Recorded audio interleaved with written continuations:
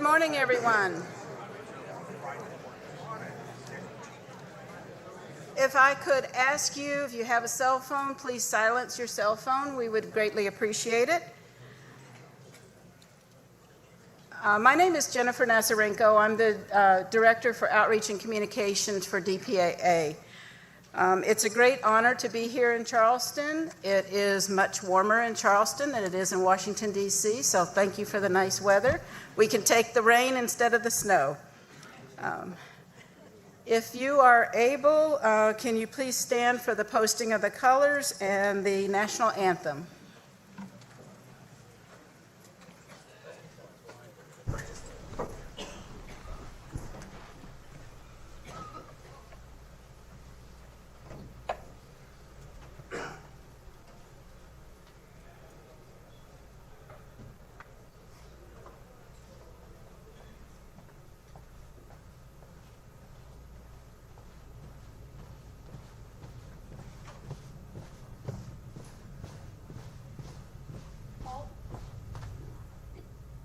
Present arm.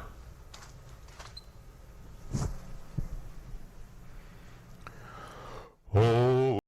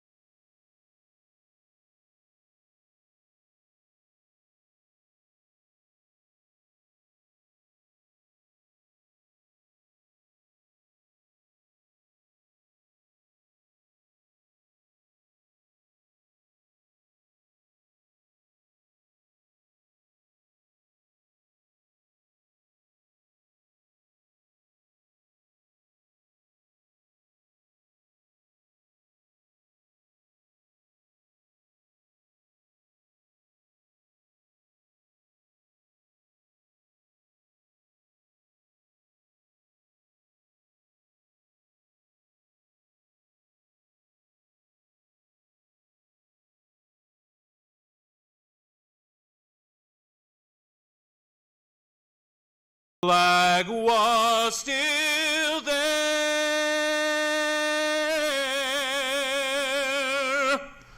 Oh, say does that star-spangled banner yet wave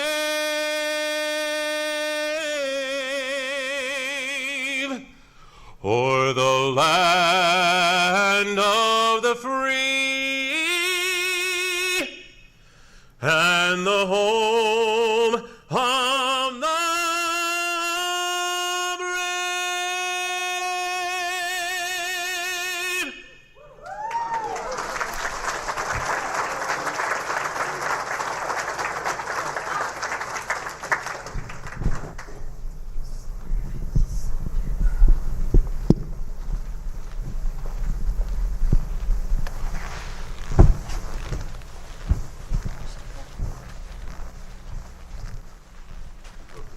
Thank you. If you would, please take your seats.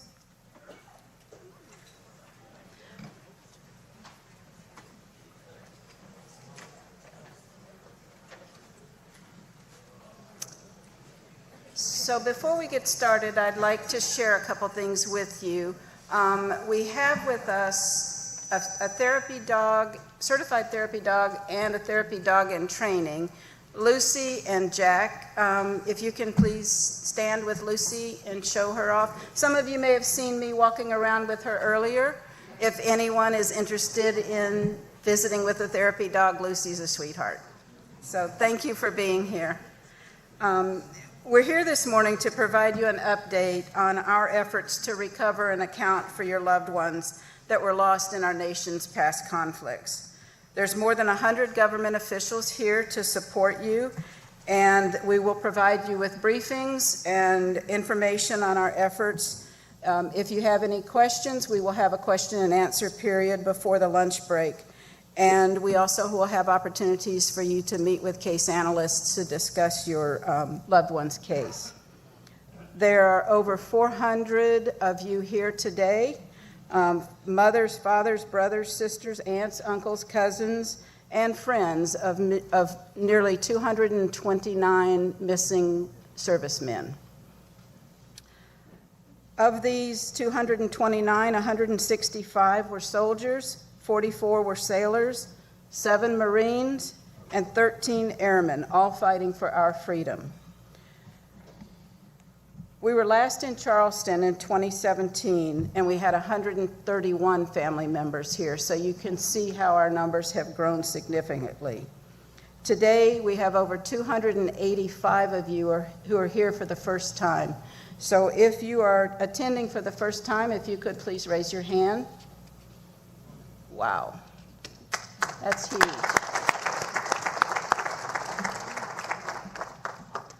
We'd also like to recognize any veterans that we have in the audience. So if you are a veteran, if you are able, could you please stand and be recognized?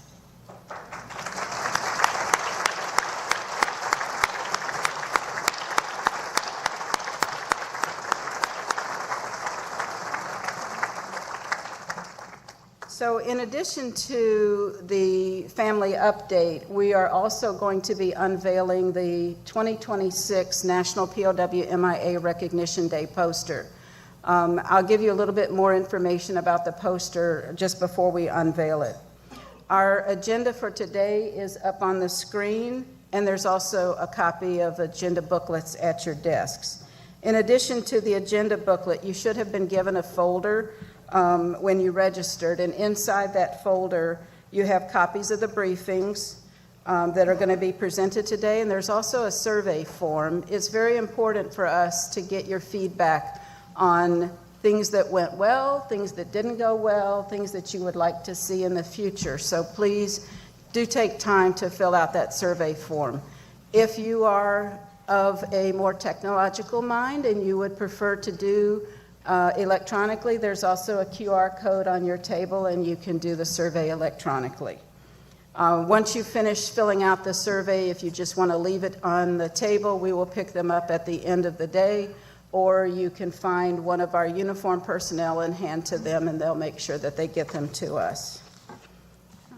We also have some folks in the audience today that I would like to introduce. We're very honored to have 2 returned POWs from the Vietnam War with us.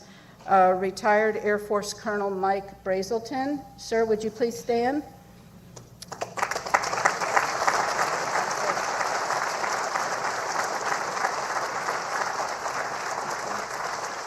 Colonel Brazelton was held for just over 6.5 years in the infamous Hanoi Hilton in Vietnam. And we have former Air Force Captain Ralph Galati. Sir, if you could please stand. And Mr. Galati was held also in the Hanoi Hilton for about 13 months. So, gentlemen, thank you very much for your service. We also have representatives from the veterans community who support DPAA, and they're very strong advocates to finding answers for you, but also for supporting DPAA. From the American Legion, we have the Director of National Security, Mr. Sean Cunningham. We have the General Counsel for the Vietnam Veterans of America, Mr. Dominic Yezu. And we have the President of the Special Ops Association, Mr. Doug Godshaw. We also have representatives from a representative from Nancy Mace's Congresswoman Nancy Mace's office, Noah Longest. Noah, are you here? Okay, well, hopefully we'll be here later. And from Senator Tim Scott's office, Lori Lennington? Leninger. Could you please stand, ma'am?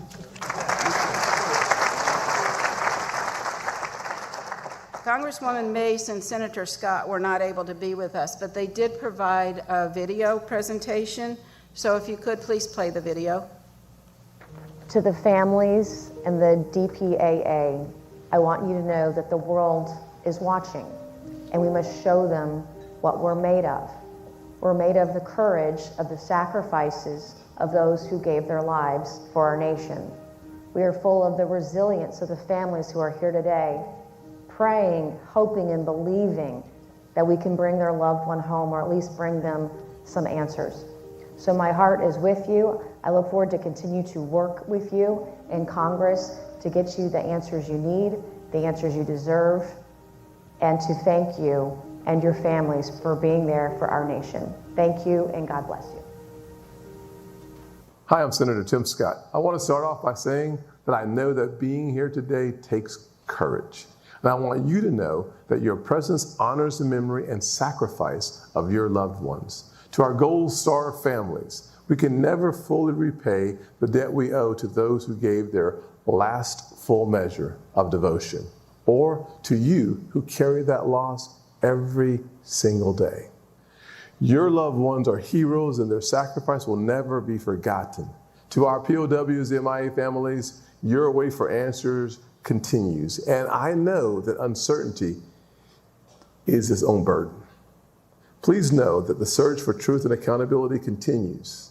You deserve answers, and we will not stop working to bring your loved ones home. The men and women you're here to remember didn't just serve our nation. They represent the very best of South Carolina and, frankly, America. They believed in something larger than themselves, and their courage calls all of us to want to be worthy of their sacrifice. Today, you'll receive updates and information. Some of them may bring comfort, some may bring pain. Whatever you're feeling, please know that you don't walk this path alone. This community stands with you. South Carolina stands with you, and I stand with you. Thank you for your strength, your resilience, and for keeping the memory of your loved ones alive. May God bless you and your families.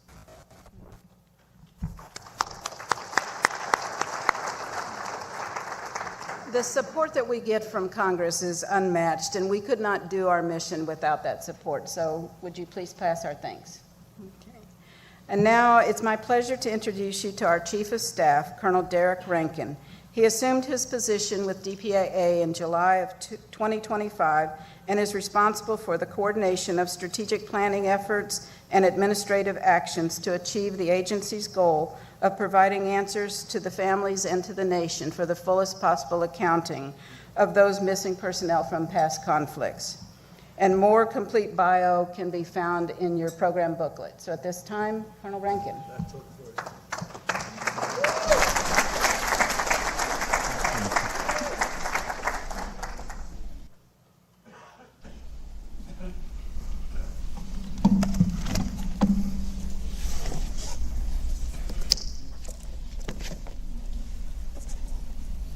Good morning, everyone. Welcome to the Charleston Family Member Update, hosted by the Defense POW MIA Accounting Agency, DPAA. We are honored that you've decided to spend your day with us and hear about what the Department of War is doing to execute the fullest possible accounting for those who have gone unaccounted for from our nation's past conflicts. The reason DPAA exists is because, unfortunately, there were service members that were left behind. But the population that we really serve are you, the families. And so we thank you for being involved, being here with us today, and especially to our newcomers. I applaud you, again, for attending and being willing to allow us to share your stories, but also you to share your stories with us, and to hopefully get some answers that perhaps you've been waiting on for decades. Our Secretary of War, Pete Hegseth, often talks about the warrior ethos. Well, I'll tell you, at DPAA, we embody and live that warrior ethos every single day, including on Saturdays. And to show you exactly what that warrior ethos looks like, I'll take a minute, play the video.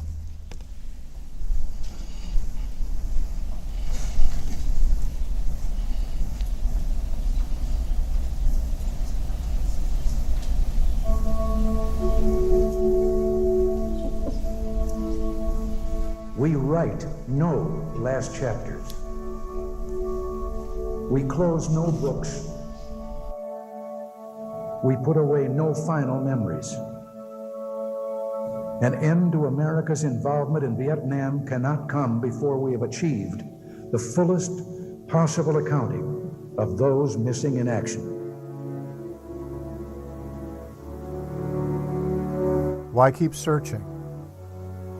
The answer is simple. You never leave a fallen American behind. The mission of the Defense POW MIA Accounting Agency, or DPAA, is to provide the fullest possible accounting for our missing personnel to their families and their nation. Strategically located in Arlington, Virginia, with major facilities at Joint Base Pearl Harbor, Hickam, Hawaii, and Offutt Air Force Base, Nebraska, the more than 600-person defense agency is jointly manned by soldiers, sailors, airmen, and Marines, and Department of Defense civilians with specialized skills. Researching, recovering, identifying, and ultimately returning an individual to their family begins with analysis and investigation. The DPAA experts begin the search by studying all known information regarding the circumstances of each loss. Historians and analysts gather information from U.S. veterans, foreign witnesses, archival records, and other sources.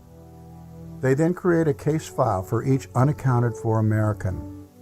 This file may include historical records, official correspondence, maps, photographs, daily activity logs, and medical and personnel records of the missing person. These files are continually updated until an identification is made. Once the research has been done here, and we get the command's approval, we send out small teams. It could be up to 2 people, it could be a 10-person team, conducting interviews at a villager's house, at a district office, or in a combination of going to the site first and then conducting the interviews on site. Once all available information is analyzed, a decision can be made to disinter individuals buried as unknown or conduct field investigations. During a typical investigation mission, personnel interview potential witnesses, conduct on-site reconnaissance, and survey terrain for safety and logistical concerns. Teams also try to generate new leads that may result in future recoveries.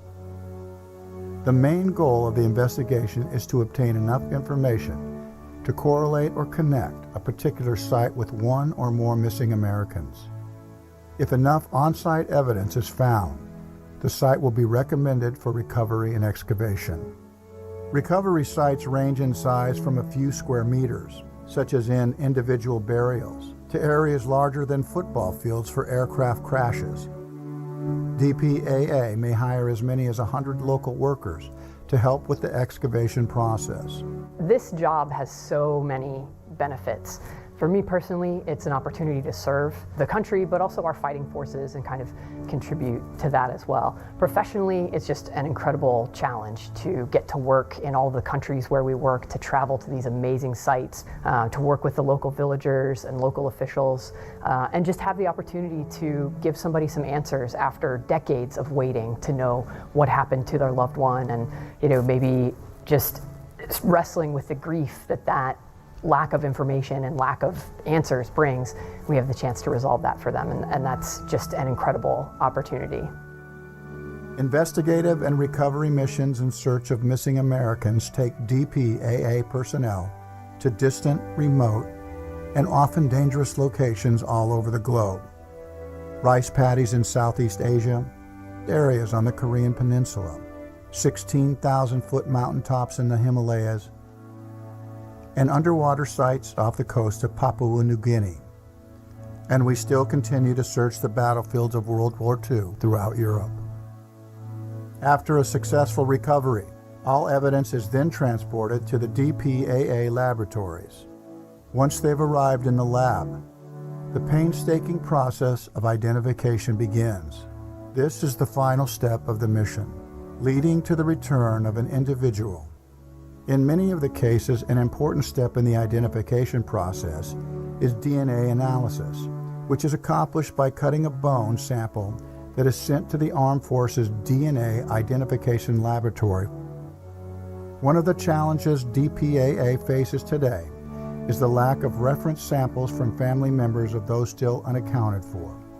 Any person who is a relative of an unaccounted for American is encouraged to contact their service casualty office to ensure there is a DNA reference sample on file for that service member. DPAA makes an identification when all available evidence remains. Artifacts and historical documents point to the same person. The ID process can take anywhere from a few months to several years to complete.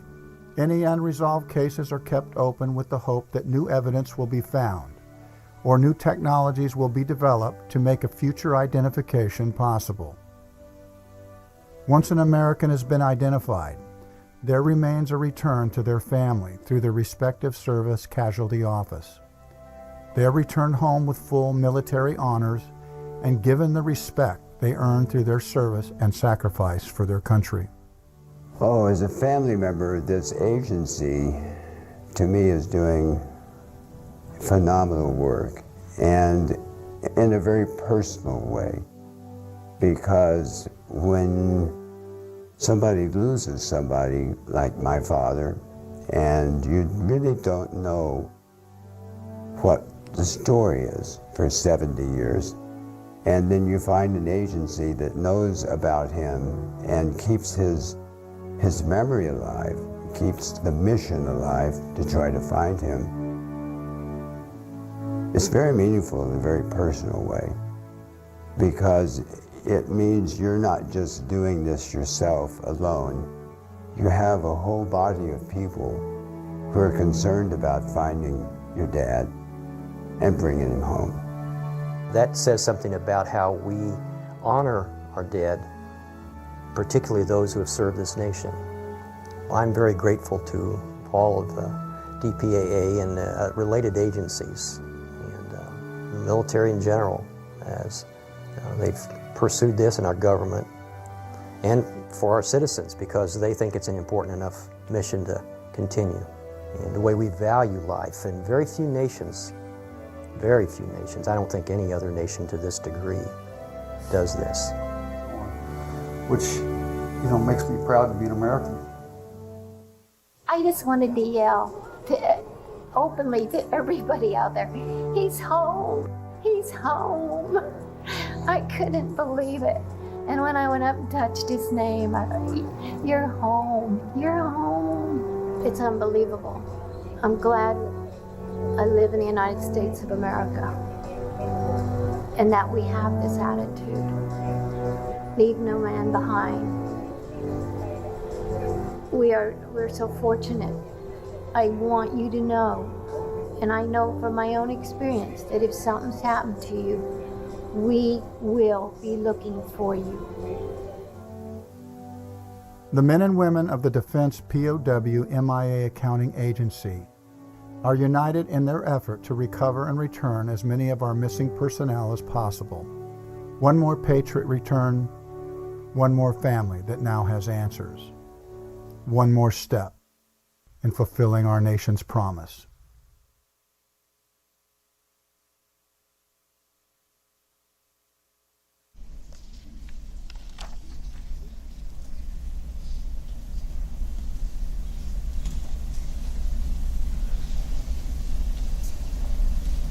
Thank you. Towards the end of that video, there's a message that we always want to relay. Is that for those servicemen and women who are serving today, that should something happen to them, once hostilities cease, there's an agency that knows your story and will bring you home. Some background about DPAA. Back in 2015, then Secretary of Defense Chuck Hagel was directed by Congress to consolidate the entire past conflict accounting effort into a single agency. Congress codified our mission in that direction. In the 10 United States Code, sections 1501 to 1513, and in this code it talks about not only establishing a single agency led by a civilian, but also ensuring that that agency achieved the fullest possible accounting, as well as establishing individual case files for all of the missing. Additionally, we established a public-private partnership effort to expand the capabilities to conduct the accounting mission. because you can never build an agency large enough to execute this sacred accounting mission. And then lastly, Congress gave us a mandate for DPAA to build the capability and the capacity to account for at least 200 individuals a year. In the beginning, this was a huge undertaking, but I will tell you, because of this amazing team, in 2017, 2 years after we were established, DPAA exceeded 200 identifications. We identified 212 and accounted for 179. Now, I want to emphasize that every time you hear me mention or say a number, or hear anyone else that's a part of the team say a number, just remember, we know that there's a family member standing behind that number. The 179 in 2017, those families got the call for the very first time. And hopefully, many of you will also receive that call. This past year, DPAA reached our 10th anniversary. And so I asked the team to look back over the years to see how we've done. But before I give you those numbers, what I want to describe first is the difference between when you hear the number of identifications made versus the number of those accounted for. The difference is due to the fact that when the American Grays registration went through after the conflicts to collect as many Americans and make identifications as they could, sometimes they were unable to. So when DPAA goes back to a site to try and recover one individual who's unaccounted for, oftentimes we get remains from the previous accounted for individuals, as well as those that we are searching for. And so when we talk about identification numbers, we reflect on the level of effort that goes to identifying the remains that we recover. We can never tell who we have until we actually run the DNA. And so the number that we would report would not be the total number that we've identified at that site. It will just be the one newly accounted for individual. Now, over the last 11 years, we have identified over 2,000 individuals. Of the just under 81,000 unaccounted for, only about 38,000 we believe are recoverable. And that's largely because many of our unaccounted for are due to deep sea losses or high-speed aircraft crashes where the remains were either fully consumed or they were damaged beyond our ability to get the DNA. However, you're going to hear me speak about some of the new technological efforts, as well as the rest of our team, of that have been developed. We have not yet quite got to the point where we can get DNA out of heavily charred remains, but we believe someday there's going to be the ability to do that. And so, we are protecting and holding on to those remains as we recover them. We hold on to the hope that technology will come forward. DPAA's sacred mission set is widely seen and recognized as humanitarian, spanning 54 countries around the globe. Because of DPAA's humanitarian mission, we have a unique capability to access nations where other government organizations are unable to enter because of the special relationships we establish through our mission to open the door with those host nations. So I've already talked about the interest of Congress, but we know that the interest of you, the families, is monumental, as evidenced by your presence with us today, especially as we saw the number of first-time attendees raise their hand. Our goal is to spread the word about the sacred accounting mission so that you, the families, can contribute and continue to attend these events to gain new and vital information. Now, you're going to hear this plug a lot today. And if you've not donated a family reference sample or DNA, which is a simple cheek swab, the Armed Forces Medical Examiner System has a table right outside the room where they can assist you in providing a family reference sample. When we have remains that come into the lab, we cannot make an identification until we have DNA to compare it to. This is critically important. So please, if you have not provided a family reference sample, do so. I want to thank our veteran service organizations for their interest and support of the sacred accounting mission. In following my remarks, you will hear from the American Legion, Vietnam Veterans of America, and the Special Operations Association. Specifically, I'd like to thank the Disabled American Veterans, or the DAV, for the contributions of the refreshments this morning.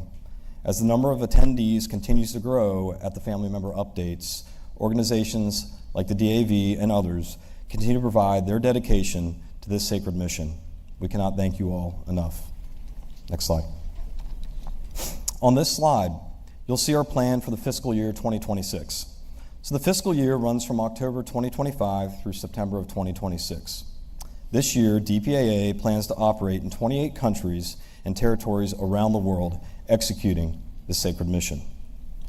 In the top of the slide, you'll see 25 investigation teams and 41 recovery teams. Everything at DPAA starts with research. Our research involves us studying domestic and foreign archives to gain information. We look at a myriad of information encompassing unit records, as well as individual deceased personnel files, or any information that was recorded about the individual that we're trying to locate. Once that research is conducted with enough information, we will then send in an investigation team with the intent to identify the specific location of the case that they are investigating by traveling to collect information and interview witnesses. Following a successful investigation, we will then send out a recovery team. Something unique about our recovery teams is that they are significantly larger than our investigation teams because of the intensive work that goes into excavating the remains. Later today, you'll hear about a day in the life of a recovery team. Next slide. A few updates of note. This past fiscal year, DPAA achieved a historic milestone. 231 identifications due to the tireless effort of the entire DPAA team.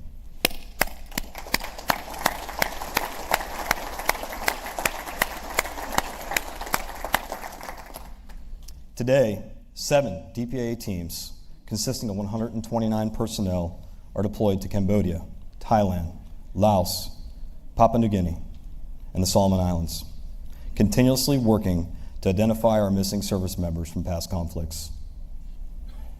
Over the last 40 years, DPAA has had great cooperation with our Vietnamese, Laotian, and Cambodian personnel. Highlighting our Vietnamese partners, during the COVID-19 pandemic, when we had to pull our teams from the field, the Vietnamese, our counterparts, continued our recovery missions. And they were able to recover the remains that we were searching for, and subsequently, we were able to make identifications from those remains. South Korea is another important partner of ours. In fact, they've established an agency that is quite similar to DPAA, called the Ministry of National Defense for KIA Recovery and Identification, MACRI. To those of you who are a part of the Korean War families, this organization is not only working on behalf of the United States government, but they also pay respect and homage to the families. They understand your sacrifice. In 2018, following the successful Singapore summit, DPAA received 55 boxes from North Korea. The picture in the center of this slide depicts Dr. Bird and team with the Korea People's Army in North Korea, collecting the 55 boxes. Once assessed back into the lab, we discovered that were not 55 individuals. There were actually 250 individuals represented in those 55 boxes. So the team got to work quickly, and now we have identified 104 missing service members out of that population. Additionally, our team was able to discern between American and South Korean remains. We've repatriated 90 sets of those remains back to South Korea. Because of this effort, those family members who have been told for decades that your loved one is still missing in North Korea got the call. So please, stay hopeful, stay in contact, provide a family reference sample. In 2024, cooperation with China renewed, paving the way for multiple recovery missions. And from one of those recovery missions that took place in the fall of 2024, DPAA was able to recover a set of remains. Ladies and gentlemen, First Lieutenant Morton Scher. On June 11th, 2025, the Defense POW MIA Accounting Agency identified the remains of First Lieutenant Morton Scher, missing from World War II. Scher entered the U.S. Army Air Forces from Greenville, South Carolina, and served in the 76th Fighter Squadron, 23rd Fighter Group, 14th Air Force. On 20 August 1943, He piloted a P-40 Warhawk, serial number unknown, that took off from Henyang, China for a combat mission over the Hunan province. While intercepting an enemy aircraft, he was shot down in the Hengshan country and was unable to bail out before his fighter crashed into a rice paddy and burned. At some point later, a marble memorial commemorating First Lieutenant Scher was placed near the crash site. Although the site was located and visited by U.S. forces during post-war investigations, Scher's remains were not recovered or identified after the war. In 2012, the then Joint POW MIA Accounting Command, DPAA's predecessor, was contacted by a private citizen who provided a photograph of the memorial dedicated to Scher in the Hunan province. That then initiated over a decade's worth of research into the crash site. In 2019, a DPAA investigation team conducted a survey of the site. Then, from August 7th to September 11th, 2024, a DPAA recovery team excavated the crash site and discovered possible remains as well as possible life support equipment consistent with a World War II aircraft. In April of 2025, after initial testing and study of the discovered remains, DPAA staff assessed the remains into the DPAA laboratory for further scientific analysis. The laboratory analysis and total circumstantial evidence identified the remains of those of First Lieutenant Scher. He was buried on 14 December 2025 at Beth Israel Cemetery, just up the road in Greenville, South Carolina. He is memorialized on the walls of the missing at the Manila American Cemetery in the Philippines. At his funeral, through the bonds of brotherhood, members of the Flying Tigers attended and paid their respects to their brother by conducting a flyover. Ladies and gentlemen, thank you again for spending your valuable time with us. We look forward to connecting and communicating and sharing stories with each and every single one of you. It's my absolute honor to be with you here today. Thank you very much.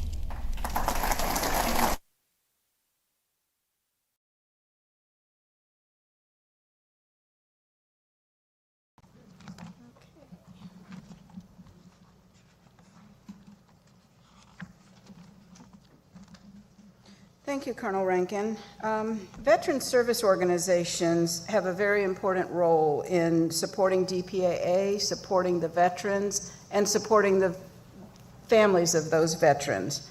So I would like to invite our Veteran Service Organization representatives, Mr. Cunningham, Mr. Yazoo, and Mr. Godshaw, to share a few thoughts with you today. And first, we will have Mr. Cunningham.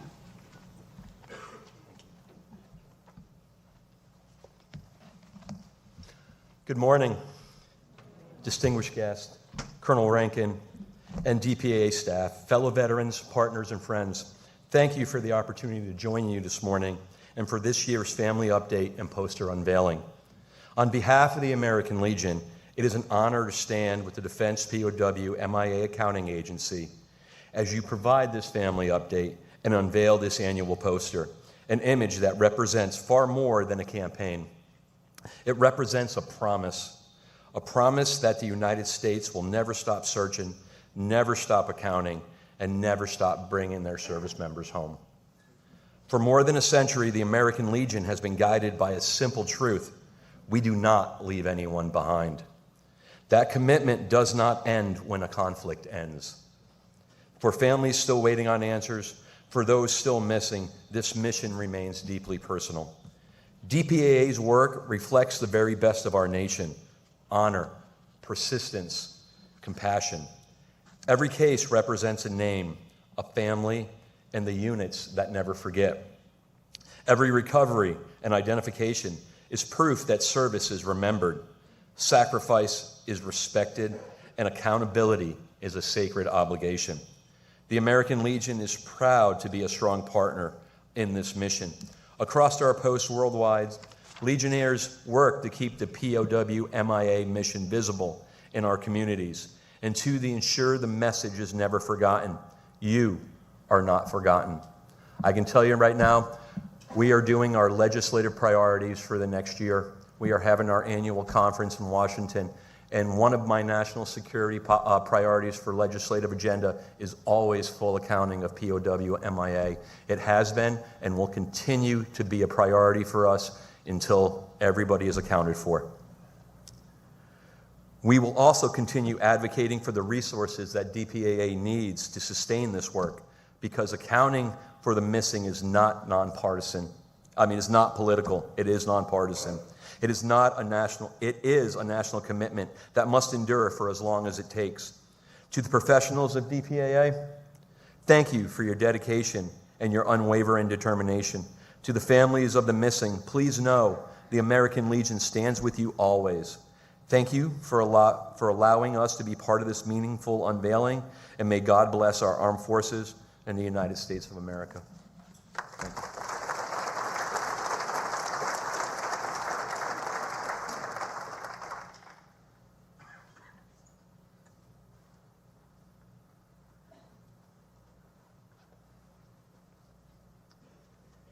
Sean, we just want to say thank you so much for the partnership that we have with the American Legion, and on behalf of DPAA, there's a token of our appreciation. Thank you for what you do for our sacred mission. Thank you. Thanks, sir. Thank you. Truly appreciate it. If we don't get a picture, it didn't happen. Thanks, brother.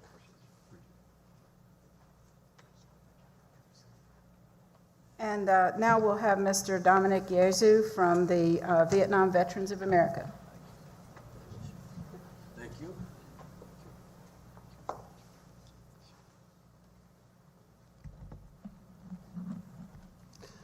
Never again will one generation of veterans abandon another. My name is Dominic Yezo. I'm the General Counsel for the Vietnam Veterans of America. I also serve as chair for veterans incarcerated and in the justice system. I'm a Vietnam veteran. I was born in New York City, and I'm a very, very proud and hardworking member of the Vietnam Veterans of America. We have a large footprint for service to veterans and their families. We're strong and dedicated congressional leaders. We do a lot for veterans and their families through Congress. I want to let you know that one of our greatest strengths is that we believe in partnerships. Washington, D.C. is all about partnerships. And our greatest partner, perhaps, is DPAA because of you, and because DPAA never, ever, ever abandons a veteran. We never leave anyone behind. I'm a United States soldier in the Army, and when I was wounded in Vietnam, the Marines picked up the call on their own. They didn't leave me behind. Now, the partnerships that I speak about are central to what we do, but they're all about you. Your sacredness is who is not home. It's a holy mission, perhaps. A Catholic kid from New York can say that, because you deserve to have your loved ones home. They're the heroes. I miss them. Your sentimentality is honored. We respect you 100%. Now, quickly and briefly, I'm a lawyer, and so as gentle as I sound, I push at work. And one of the pushes is this.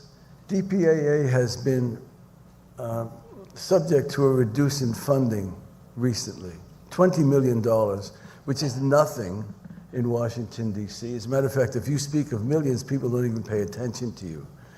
I don't know how to comprehend what a million is, what a billion is. A million I can count to now.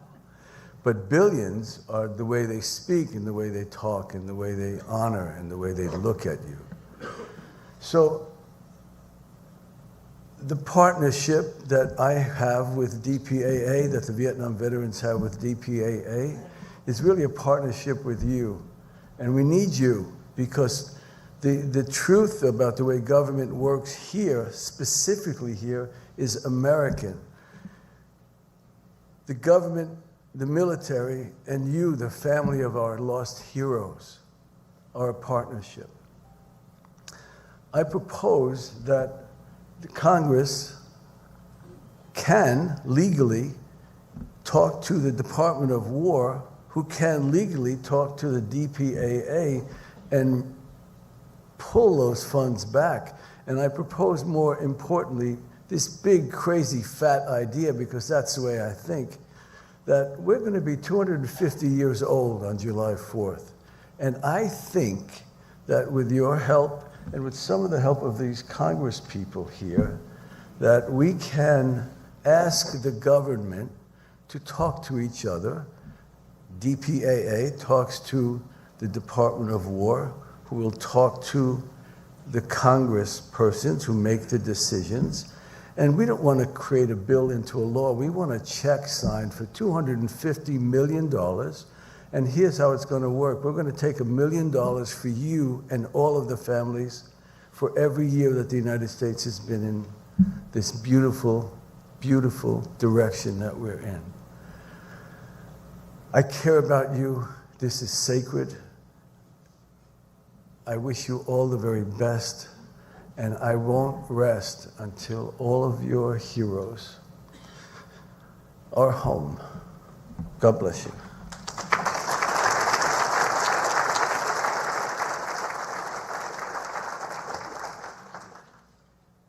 So Dominic, we're grateful for VVA's resolute commitment to our sacred POW/MI mission. Thank you again for your words and your resolve, sir. Colonel, my honor. Thank you. Thank you so much. God bless you.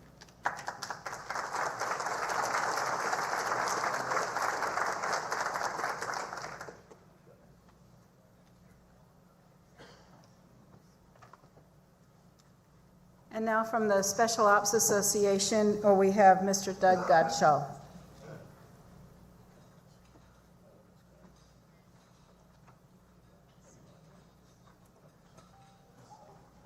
Good morning. I'm a Green Beret, and I'm the president of the Special Operations Association, which was founded by members of MAC-VSOG, operationally attached to the 5th Special Forces Group in Vietnam. MAC-VSOG was top secret. Its identity was not disclosed until the late 80s. We ran reconnaissance missions into places where we weren't supposed to be: North Vietnam, Laos, and Cambodia.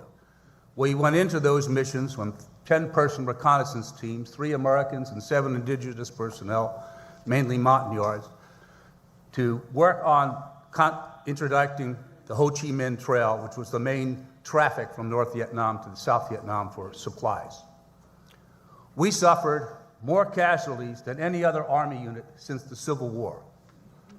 In some months when our teams went out, we had 100% wounded in action, 50% KIA.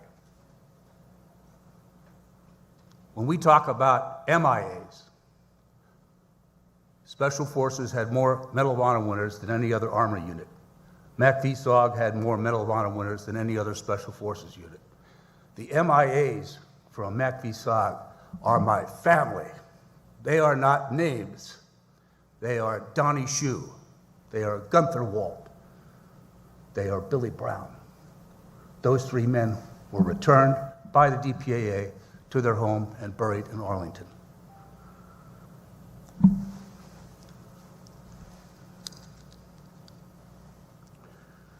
The Special Operations Association was formed by MAC-VSOG warriors at Fort Devens as the 10th Group in the late 70s. We are celebrating our 50th year. We worked very hard to work with the DPAA to recover the remains not only of our soldiers, but of any other soldiers that and sailors and Marines we can find. We expand our numbers of missing are really tremendous when you think about it. There were millions of soldiers, sailors, Marine, and airmen in Vietnam. There's only approximately 1,500 MIA. Out of those 1,500, 10% are my unit. And we had maybe 300 men on the ground at any one time, 6,000 in the history. Again, these are not MIAs, these are not names, these are my family. We assist the DPAA in any way we can. We have gone on missions in Southeast Asia to help recover the remains. We've worked with Ann Mills Griffith of the League of Families, a POW MIA. We've worked with the Huffman family in Mission POW MIA. We have been with Director McKeague in Washington. We have been in the laboratory in Hawaii. When I say the laboratory in Hawaii, if you ever get a chance to go to the DPAA laboratory in Hawaii, you're going to meet some of the smartest people you've ever met in your life. The PhDs there that are examining the remains do an unbelievable job. We have meetings with the DPAA at our annual meeting in Las Vegas. Every year we get a report from the DPAA, from our good friends. We're on good friend names basis with these people who come in. Last year was a little bit bad. We had this government shutdown, if you recall, and we couldn't get everyone to come in from Hawaii and DC, but we had a wonderful, wonderful report. We support you, the MIA families, in many different ways, not only attending meetings like this, but when we identify that there are remains back, we try to identify people in AOs that are close so they attend the funerals. We go to as many meetings with MIA families as we can. I want to leave you with one story. We recovered the remains of Recon Team Maryland, Gunther Wald, who was actually born in Germany but raised in New Jersey, Billy Brown, and Donnie Shue. There was actually two ceremonies. One was north of Charlotte and Concord, where Donnie Shue was from, and then we buried them in Arlington. And if you've been to Arlington, and I've been there many times, please go there if you can. It's a place of honor. And in that small group, there wasn't that many of us. My friend Eldon Bargewell, a major general, I ran missions with him, one of the most distinguished soldiers of our age in Vietnam. The chairman of the Joint Chiefs of Staff was there. The Secretary of Defense was there. And we honored our three teammates whose remains had been lying in eastern Laos for decades. And on that same day, another member of our group, who happened to be a general who was liaison between the US Army and the CIA, got off his flip phone and said, "We got him. It was the day we captured and executed Osama bin Laden." One of the best days of my life. For all of you MIA families, you are my family. If there's anything we can do, we will do it. They are not names to us, they are our brothers. We fought together. Thank you very much.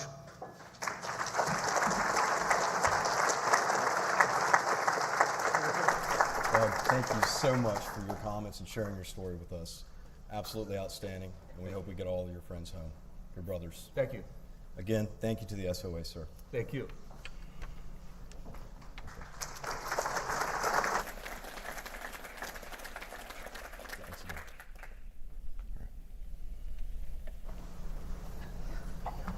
Gentlemen, thank you very much for your remarks.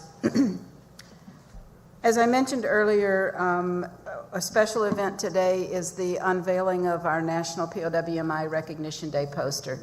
National POWMI Recognition Day was established by President Jimmy Carter in 1979. The day is observed annually on the third Friday of September. It was established to honor veterans who were held as POWs and those who remain unaccounted for today. Each year, the President issues a presidential proclamation to commemorate the day, and also every year, we create a poster to recognize the debt that is owed to the sacrifice that those have paid for our freedom. This year, the poster was designed by a young Army sergeant in DPAA. Unfortunately, she's not able to be with us today because she is at drill sergeant school learning to yell at people. Sergeant Ashley Maxwell is the creator of the poster. Gentlemen, if you could come forward. And if anybody had ever met Sergeant Maxwell, you would know why I say she's learning to yell at people, because she's a very quiet, shy, young individual.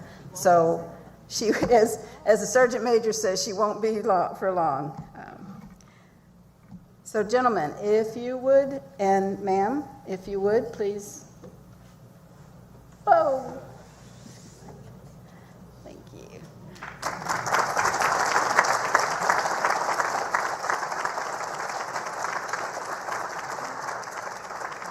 I would like to tell you just a little bit about the poster, since Sergeant Maxwell can't be here to do it herself. The gold star embodies the core of our mission and the commitment we make to the families. Being front and center, it symbolizes the sacrifice of the families who have lost a loved one in service to the nation. It fuels the agency's dedication to providing them answers. The POW-MIA flag's placement over the gold star is a representation of how each family member carries the memory and upholds the legacy of the nation's missing service members. The Warriors ethos is the driving force behind DPAA's work. It is a constant reminder of our promise to the nation and guides the actions and the mindset of DPAA. So we'll have copies of the poster out in the area where you registered. There's also some information cards that have the poster on one side and Service Casualty Office contact information and the schedule for our 26 and 2027 family updates and annual government briefings. There's also this, last year we created a postcard of the poster, so if you are of a mind, you can mail those postcards to your friends and families.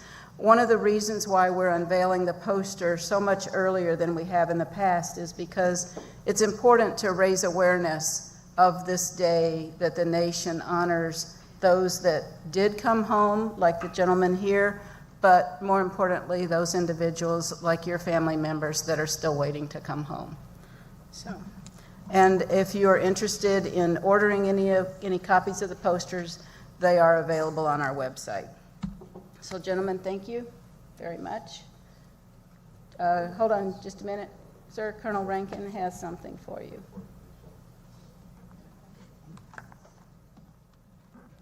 Ladies and gentlemen, we have two heroes who returned home from Vietnam with us today. It is my honor to be in your presence. A token of our appreciation for the Defense POW MIA County Agency. Gentlemen, thank you for your heroic service, inordinate sacrifice, and resolute support for the sacred POW MIA mission. From the Director, Mr. Kelly McKay. Thank you, gentlemen.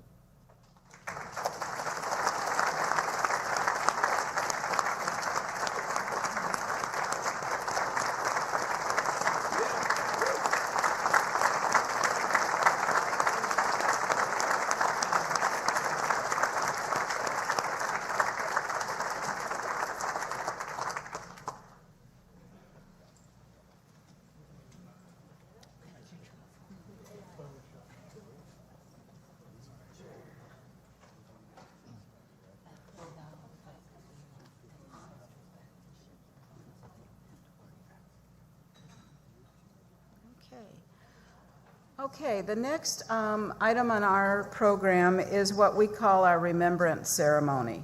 It's an opportunity for you to introduce yourself and to honor your missing loved one. We feel like saying your loved one's name and sharing a photo if you have one and just telling a little story about your loved one helps keep their memory alive. And it can also be an encouragement to other family members to stand and tell their story. So we would, if you choose to, if you want to raise your hand, I will call on you. We have members of the staff in the audience with microphones. Raise your hand. One of them will come to you and bring the microphone, and then you can share your loved one's name and the story. If you look on the back of your program, there's a little guide if you aren't sure what you want to say, if you're nervous. It gives you just an opportunity to kind of guide you through what to say.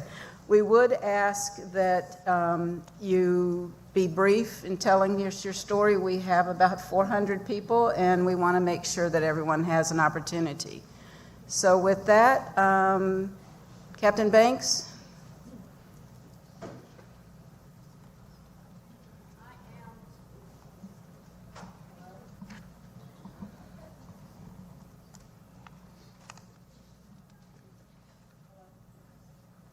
While she's trying to get the microphone to work, we also ask that you not ask questions during this period of time. We will have a question and answer period at the end of the program today. Is this one working? Yes. Okay. I am a kid of a Korean War soldier. There are very few of us left. Most of you are nephews and nieces, and my father was killed on November 30th, 1950 in North Korea. He exposed himself to enemy fire so his troops could move. This is hard. I just want to thank everybody for not forgetting your loved ones.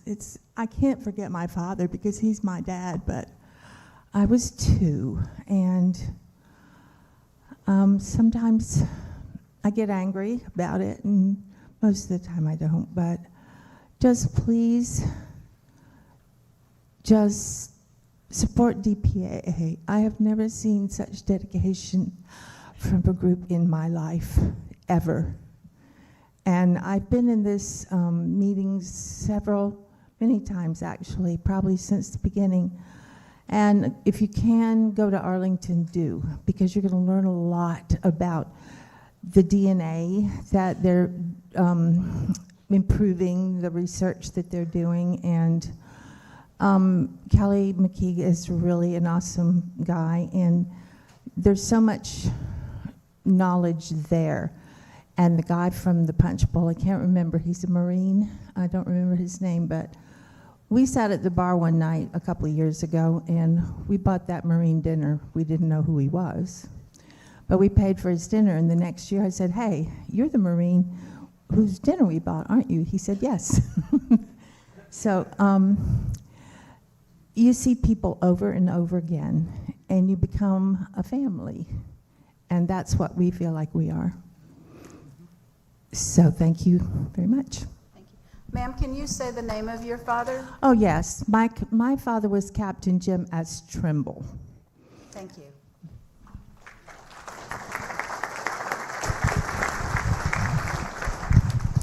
Hi, my name's Susan Kennedy. This is my grandmother, my maternal grandmother, and in World War II, she lost her fiance in the bombing of Pearl Harbor, but her brother was missing in action. This is my great uncle. He was a pilot, and he was ID'd just 2 weeks ago. We just found out. So we are going to Dallas in 2 more weeks, and we are going to get the ID.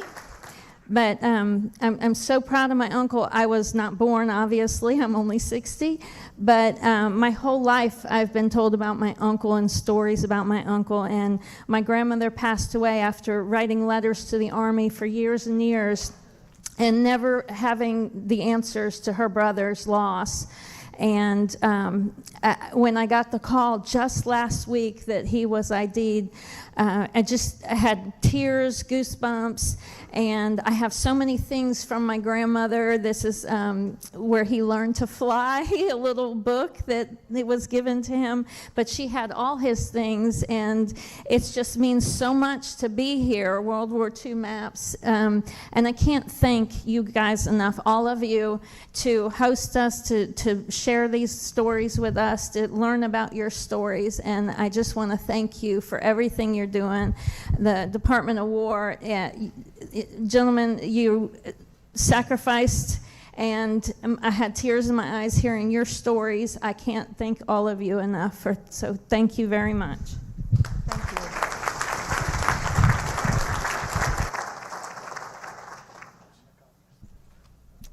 Hi, my name is Kathy Estridge, and I'm here with my cousins. We're from Lancaster, South Carolina. My uncle was Ma'am, Corporal... can you hold the microphone to your face? Thank you. My uncle was Corporal Jackson Bailey from Lancaster, and he was missing in action on the island of Bataan on April the 9th, 1942.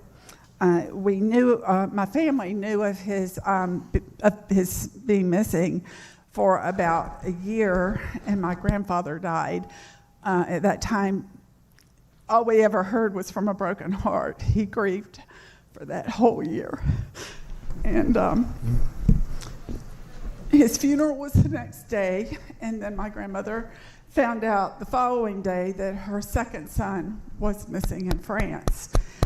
His body was recovered, this one was not. So like you, we have heard the stories and we have lived them, and we love him as though we had known him. But thank you for your work. We are indebted to you for your work. Thank you very much. Thank you very much.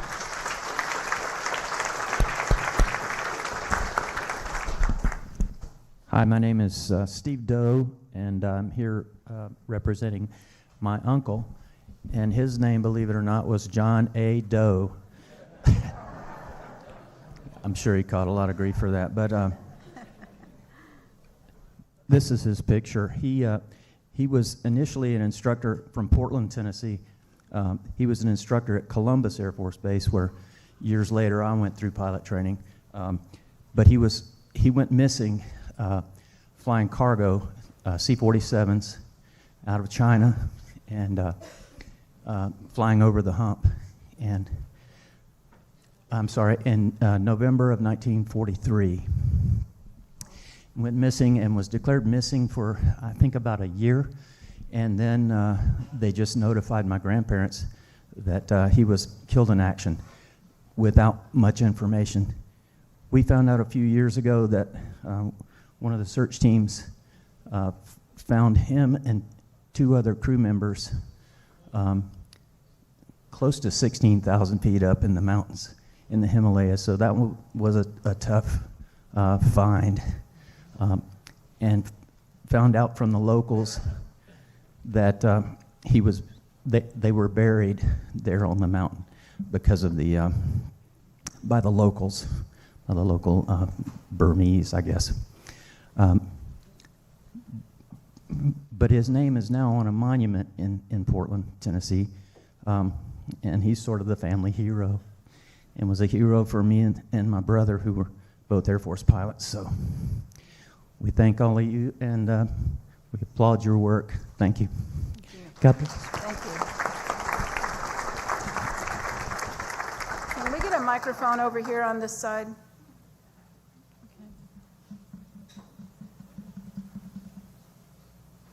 Right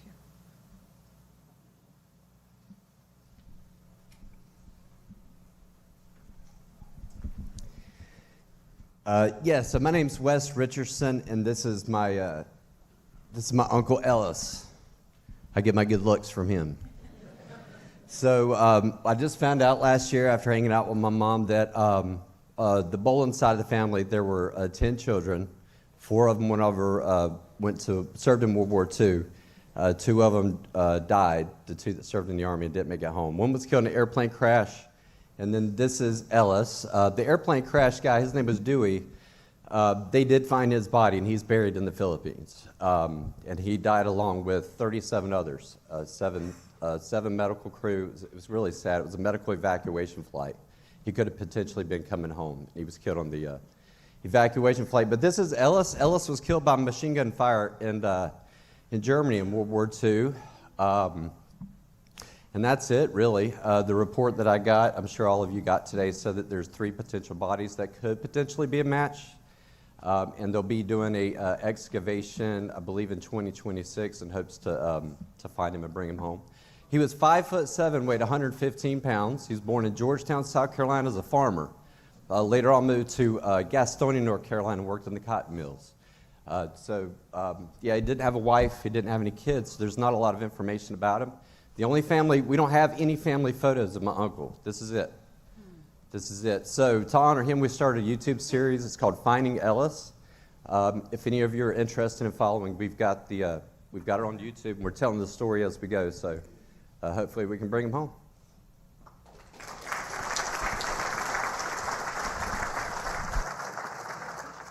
We have a microphone over here. Yeah, go ahead. I'm up. Yes, sir. Oh, it's a tough one. I'm here for my Uncle Malcolm. I lost Uncle Malcolm and Uncle Gordon December 7th, 1941. They were killed on the Arizona battleship at Pearl Harbor. Malcolm arrived at Pearl Harbor in October, and he was killed a few months later, on December 7th. Malcolm was a radioman 3rd class. His brother was a Marine. Malcolm was 18 years old. Gordon was 20, from a small town, Laguna Beach, California. That's where I'm from. They were my boyhood heroes. We talked about them, my brother John and I, many times. We used to look at the Encyclopedia Britannica. Audie Murphy, another one of our boyhood heroes. Vietnam in the 60s. We thought about many of you you were young men then. You were our heroes too. We thought about you so many days. We dreamed about you. We prayed for you. But you know, my grandmother kept these pictures on the stand when we'd visit her. And these boys, we lost them so early. But Gordon was blown off that ship. Gordon floated in that harbor. And they recovered his body. And they buried him in the punch bowl. And I visited the punch bowl. And I've said hello, Gordon. But Malcolm was never recovered. And Malcolm, as far as we know, is still on that ship. We're fortunate. We're a fortunate family. We know where Malcolm is. He's still on board that ship. But we gave our DNA. We gave our DNA so that one day recover those bodies, because they're going to disinter those bodies.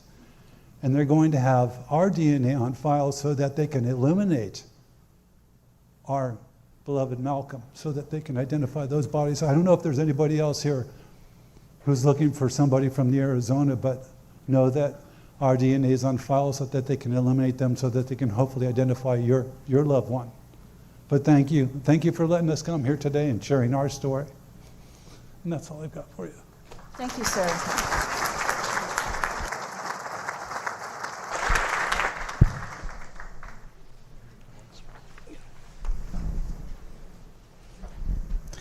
Good morning. My name is Billy Johnson, and I represent today, I'm the grandson of Private First Class Burtis Hallmark, and his daughter, his only child, is right here, my mom. And she was 2 years old when he lost his life in service on Honolulu Island as a Marine. He was a Private First Class in the 1st Marine Division that was a part of that invasion. And he joined in the service on 16 December 1942 and was killed in action on 15 September 1944. He suffered a 37 millimeter shot to his head. It was an instant type of death. His, of course, has not been recovered at this time. But our family his wife, up until the day that she died, had a very hard time believing that he was actually killed in action because there was so little information. And so the family's been searching for quite a long time, and we appreciate the work. We were just contacted a few months ago about this whole organization, which we knew nothing about, but we thank you so much. We've given DNA samples and all of that, and this is our first time to attend, and so thank you for the hard work and continuous work that you are doing. And we hope one day that we can have an honor celebration of the homecoming of Private First Class Burtis Hallmark from Birmingham, Alabama. Thank you. Thank you, sir. Can we get a microphone here in the front, please?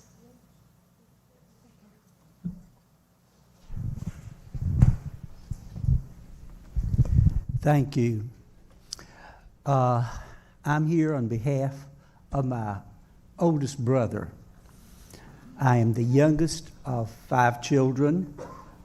All of my siblings are still living. My brother Maxwell Dean Kitchen was in the Korean War. He was an MIA, and in late November of 1950, my mother received word that he was, at that time, missing in action, and he was not officially declared dead until 1953. And I have what my mother gave to me, was something signed by President Eisenhower, officially thanking the family for the service that he gave during the Korean War. His body, my two older brothers, and I have given DNA so that if some remains would ever be found, that he could be identified and brought home. I was 5 at the time he was missing. He was 18 at the time. He would be 94.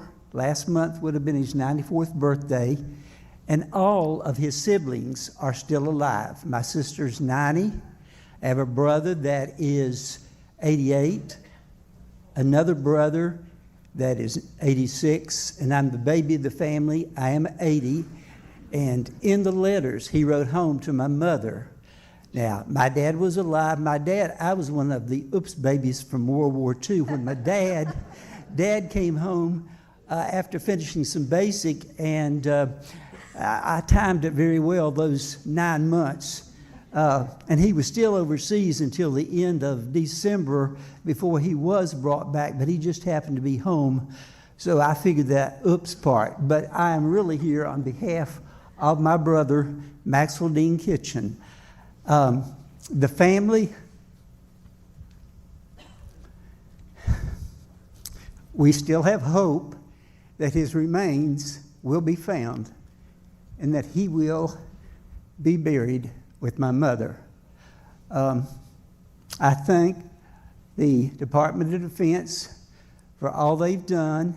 This is the first time I actually got to come to a meeting. I had signed up to go to Washington about 4 years ago, and COVID canceled that meeting, so I was able to watch it streamed.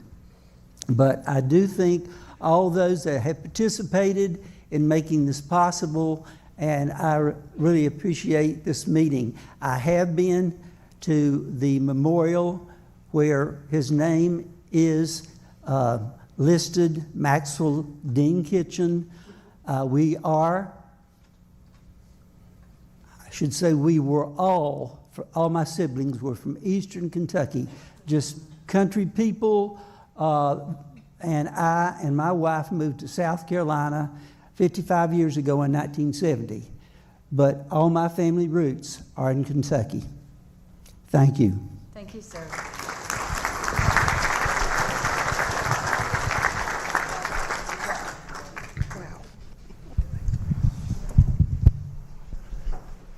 Hi, my name is Carol Scales Craig. This is my dad's brother, my uncle R.C. Scales.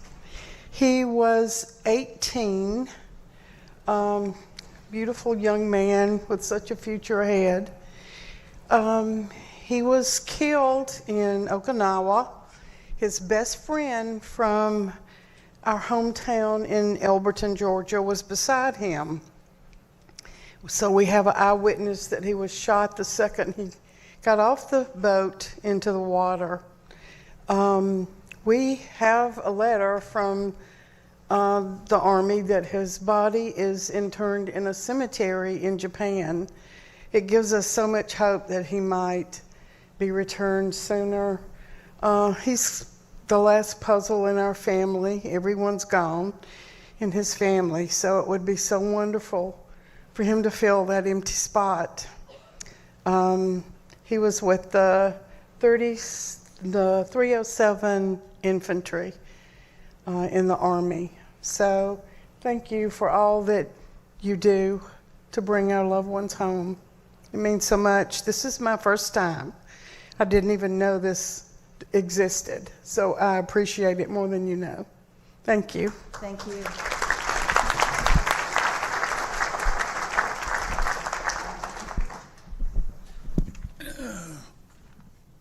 I only have a little bit of information from my Uncle William, who was blown up on the coast of Okinawa somewhere in 1945 on a PT boat. We come from a long tradition of service members. My grandfather had 4 of his sons in the same area of operation at the same time. The tradition still goes on. I'm thankful for this organization that requested our DNA. We will get some closure, but hopefully we'll get closure and the remains being discovered someday. But myself, my brother, former Marines, my son, U.S. Air Force, and my granddaughter here, U.S. Army. Time-honored tradition still going on. Thank you, sir. Do you have anybody? Yes. Good morning. Can you hear me? Hold the microphone up. Okay, hi. I'm Jean Culbreth, and I truly do believe that a man dies twice. I've always heard that. The first time is when you physically pass away, and the second time is when there's no one else left to speak your name. That being said, I would like to speak my uncle's name. He's not been spoken in a military capacity since, well, 83 years. I am the proud niece of Second Lieutenant Charles Edward McKnight of Belmont, North Carolina. Mr. Ellis left. We've decided we're probably related. My uncle was the second of 6 children, oldest boy. My mother was the youngest, and I'm her youngest. I am just absolutely so overwhelmed at all of this. I had his information, what he did, where he did. He was a pilot, second lieutenant. He was stationed in Cambridge, Cambridge, England. He was attached to a bombardier group. He was the bombardier in a B-17. He was the one in the bubble. That's how it was always explained to me. My grandparents got the news that he had been shot down sometime shortly after his birthday.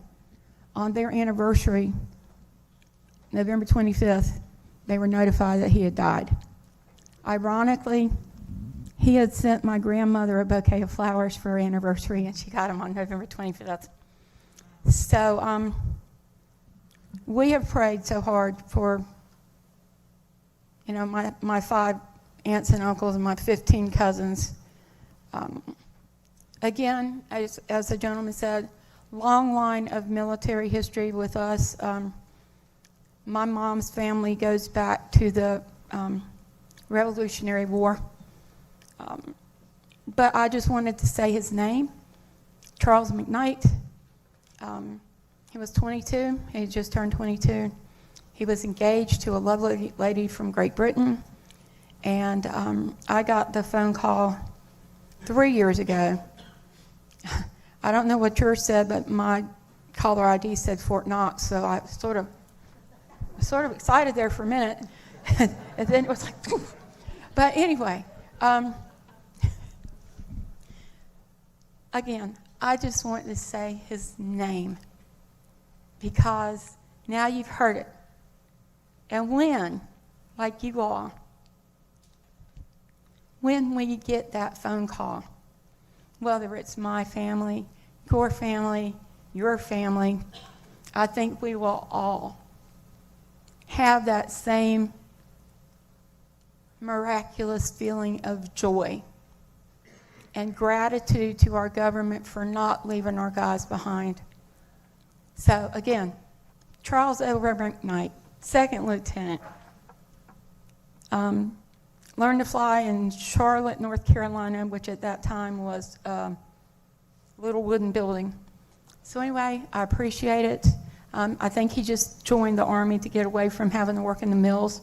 So anyway, thank you all, and God bless all of you. And this is just amazing.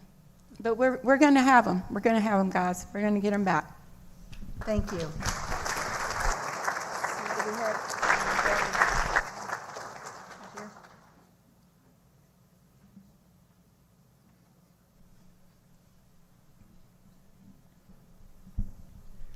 Hi, my name is Tammy Sisk.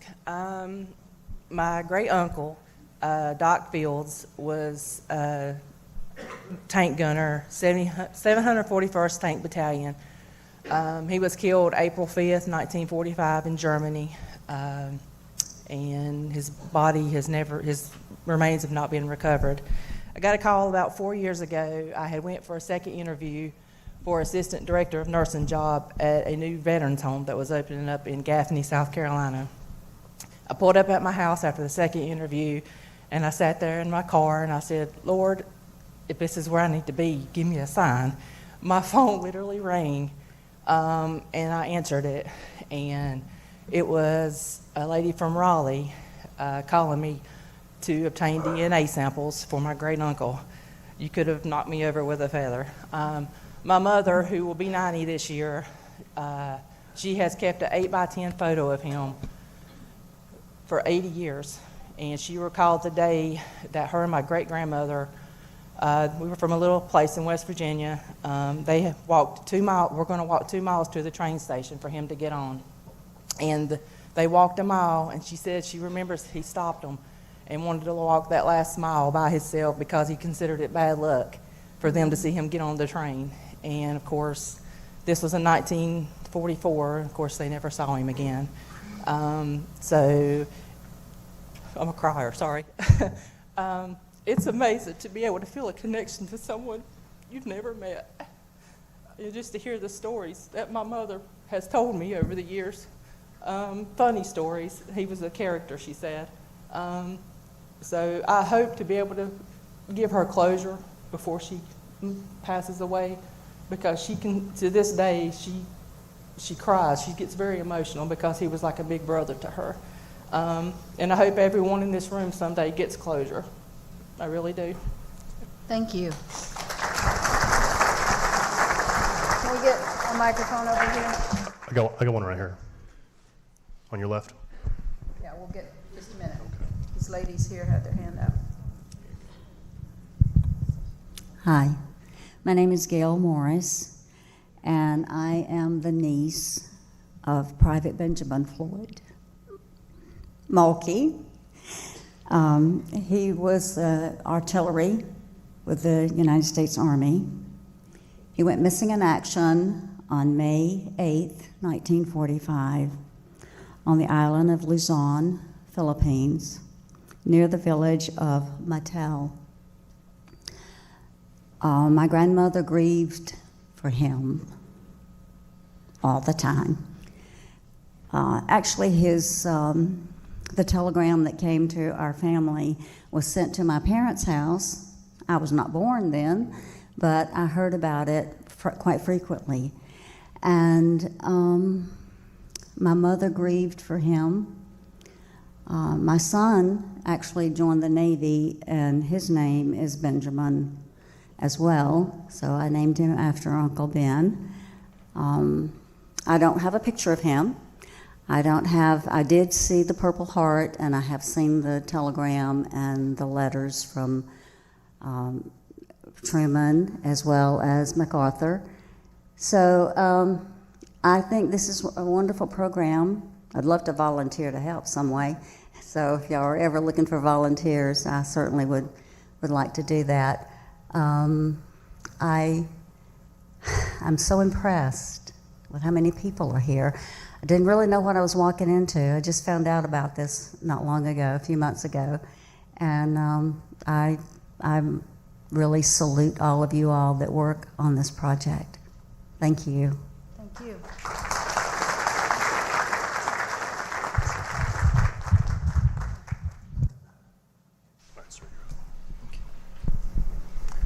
Good morning. My brother, James E. Jones, Master Sergeant, 101st Airborne, 5th Special Forces, MACV-SOG, was MIA October 3rd, 1966, along with team members Eddie Williams and Ray Echeverria from RT Arizona while on mission in Laos. Thank you all for what you do.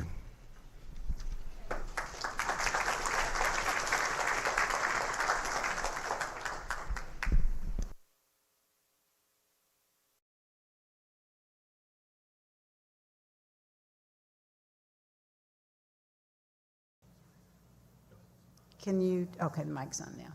Yes, sir, over there. Right now? Oh, okay. I'm representing Second Lieutenant Samuel Lieutenant, who was a Tuskegee Airman and bailed out over Austria in April 1945, 45. This is my first time here. I guess I also should mention he had 5 brothers and 2 sisters who all enlisted in the services. And hopefully one day we'll have his remains identified. Thank you.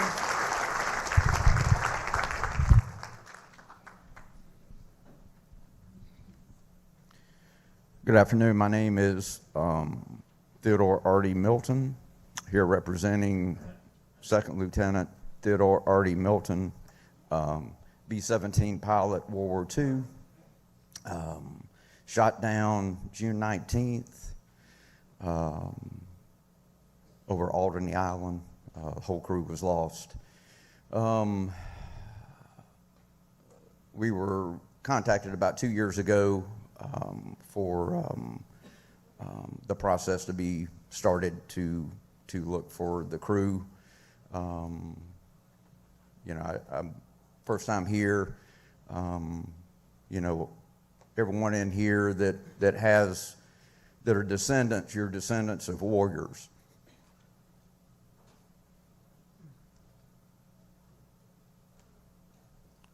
And don't take that lightly.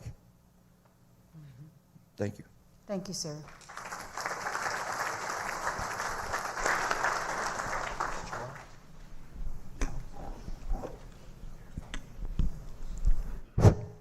My name is Rick Nelson Lindsay.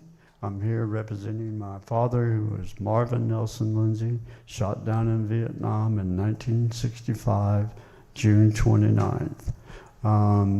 He was declared dead in 72, and in 1993, we received photographs that showed him deceased, and that's about it. Thank you very much. Thank you, sir.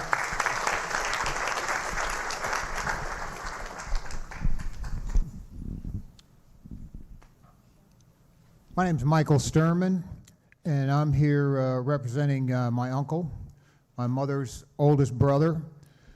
It's torpedoman's mate, 3rd class, Theodore Baldwin. He joined the Navy when he was 16 in 1942. And he did a tour in Italy on the USS Glennon. And he was at Normandy, and his ship, they were bombing the Germans on shore when his ship hit a mine out there, and they lost 25 men.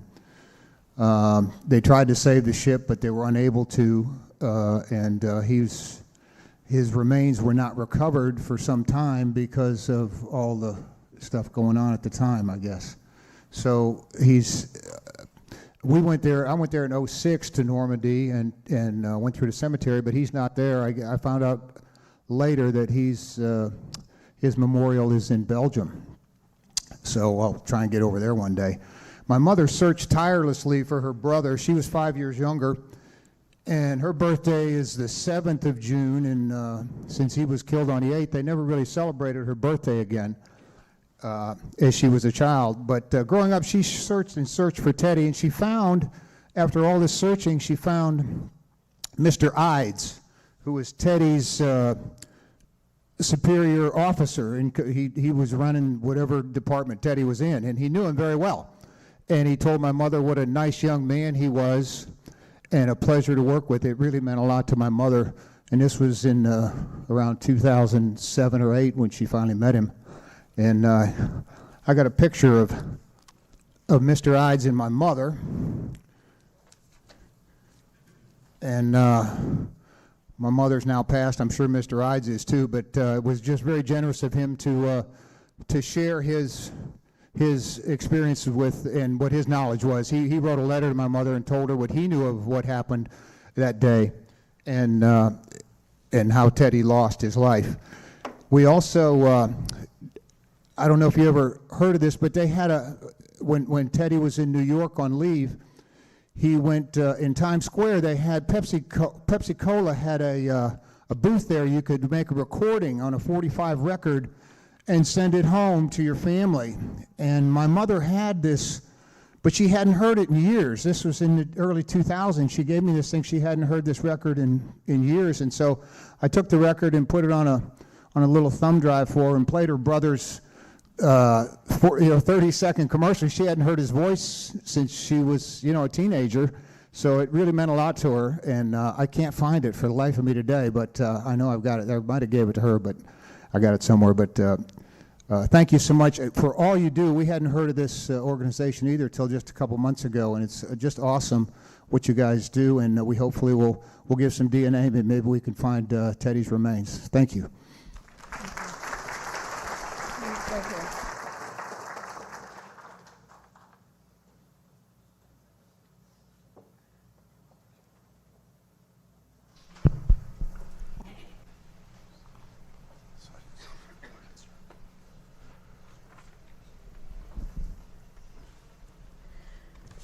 My name is Rose Foster Cook. I am here representing my brother, Wade Clay Foster. My brother was killed when I was 15 months old. I have no memories of him. I just have memories of what my parents told me. And they told me that he had been sent to the Baton Islands, and they didn't have their armory with them at that time. And the Japanese intercepted the radio and said, everybody out on the airfield, and your armory has arrived. When they all got out there, they bombed them. They told my parents and nobodies were whole. So we have no idea. For many years, I hated the Japanese because I didn't have a brother, and everybody else in my friends did. I knew better than that. I had to forgive them. I got over that. But my daddy had signed for my brother to join the Army. And when he was killed, several people said, aren't you sorry that you signed so he could join the Army? He said, absolutely not. From the day he started talking, from the time he was 3 years old, he said, I'm going to be a soldier, and that's all he ever wanted to do. He was killed on the 6th day of January of 1942. The war had just started. Every memory, everything, I was the baby. I didn't get any of that. Now, this organization here found me and said, you're the only living person in his family. I was stunned. I had no idea that the military still were hunting remains. I was overwhelmed, partially because there was nobody to talk to. My children knew about him, but everybody else had died before we got any information that I got information about him. And I'm so grateful. I work with the Military Order of the Purple Heart because my husband had a Purple Heart. But when I said I would like to have my brother's medals, they sent them to me. And when I opened that box and saw that Purple Heart, and I said, oh my goodness, we qualified to be part of the Purple Heart organization. I hadn't thought about that before. I didn't realize that he had. What you all have done for me is helped me to know my brother that I didn't know. And I'm just asking the good Lord to let me live long enough for his remains to come back. His name is on a wall in downtown Louisville, Kentucky. Wade Clay Foster. But to my knowledge, there was never a memorial service. That's the only thing that was mentioned. I want his remains. I want to do a memorial service for him. I thank you all. I praise the people that are still doing this work. And thank you for the ones of us that did not know anything about the recovery efforts, that you have included us. Thank you, and God bless. Thank you, ma'am.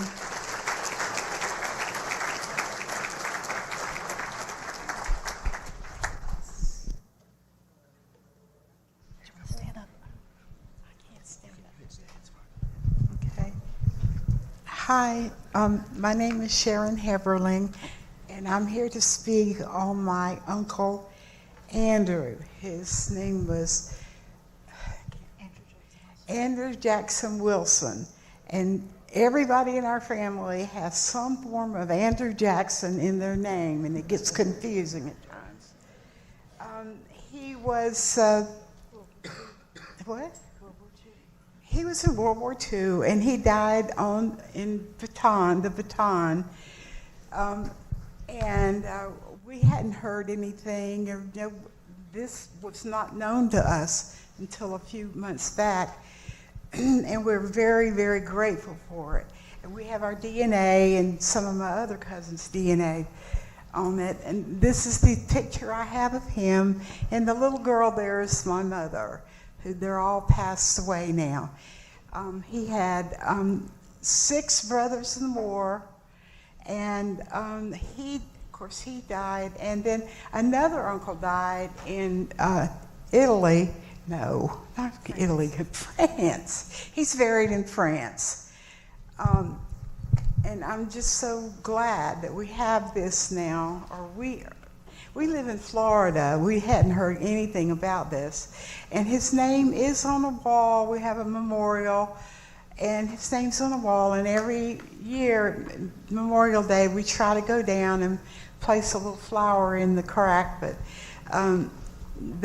that's about all. And I'm just so glad that all these people are here and we are getting information. I just thank the United States of America and Trump.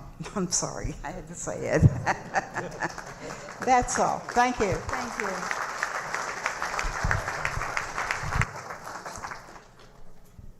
Hello, my name is Brooks Davis. I'm here representing my great uncle, whose name was Charles Brooks Gracie Jr. He was a captain in the United States Army Air Force. He was a 1942 graduate of West Point, went into field artillery, and then somehow transferred into the Air Corps, where he flew P-47Ds. He flew for the 58th Fighter Group, 310th Fighter Squadron. So if there's anybody in here that knows anybody from that particular squadron from between 1943 and 1944, I'd love to meet you. But I didn't even know who he was until about probably 30-some years ago, actually 1984. I don't believe in ghosts, but I was sleeping and I thought my cat jumped on my bed. So I felt pressure at the foot of my bed, so I looked up and I saw what was a grayish, not quite gray, but not quite colored either, airman in a muddy World War II flight suit with a Mae West vest, pilot helmet and goggles on his helmet, and with his back to me. And I was scared, so I was afraid to look at him. This whole encounter lasted maybe 8 or 10 seconds. I finally looked up at him, and at one point he just kind of went like that, looked around at me, and then I thought I saw a glint off his finger, which I imagine was his West Point ring. But until that point, I never had any idea who he was. That's why I started doing research, and for the past 40 years or so, I've been trying to find out what happened to him. But he is still MIA. Thank you. Thank you, sir.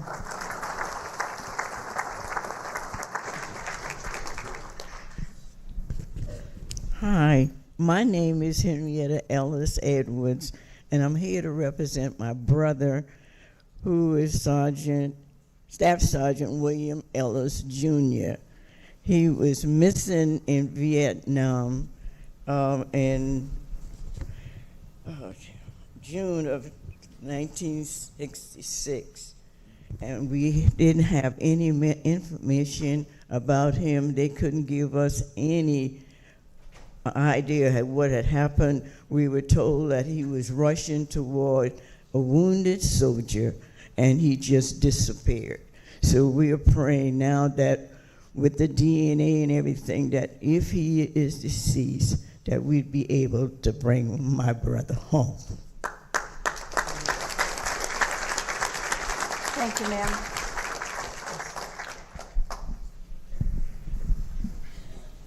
My name is Dale Prout, and I'm here representing my great uncle, George Woodrow Sutton from Russell, Kentucky.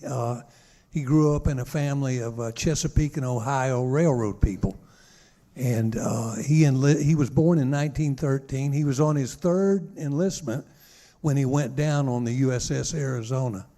And so, his body is considered unrecoverable. He's listed as killed in action.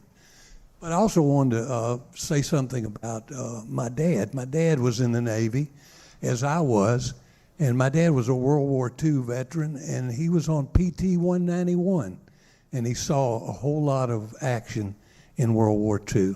And my great uncle Woodrow Sutton, George Woodrow Sutton, he's named for Woodrow Wilson. That's where his middle name comes from.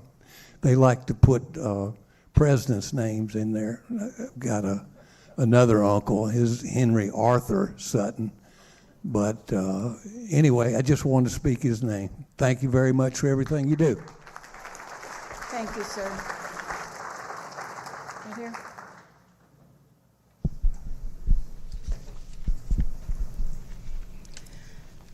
Hello, my mother and I are here on the behalf of Army serviceman, Second Lieutenant Harold Hicks. Harold Hicks was lost on April 24, 1945, at the age of 29 on the island of Okinawa. He was in the 105th Infantry, the 27th Division. He awarded a Bronze Star and a Purple Heart. He has never been found.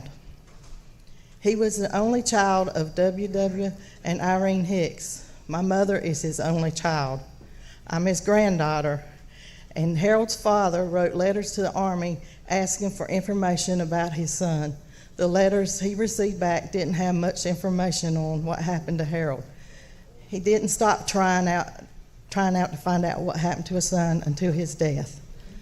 One of the last letters home from my grandfather, he wrote, "When I come home, I want to have more children. I want to see my grandchildren sitting on his knee." Now he has a grandson, a granddaughter, which is me, 3 great-grandsons, a great-granddaughter, and 3 great-great-grandsons. And thank you for what you do. Thank you.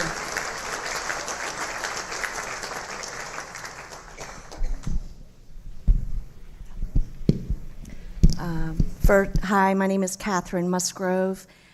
Big thank you to the DPAA for all the work that you do. I'm the granddaughter of Howard Foster Mears.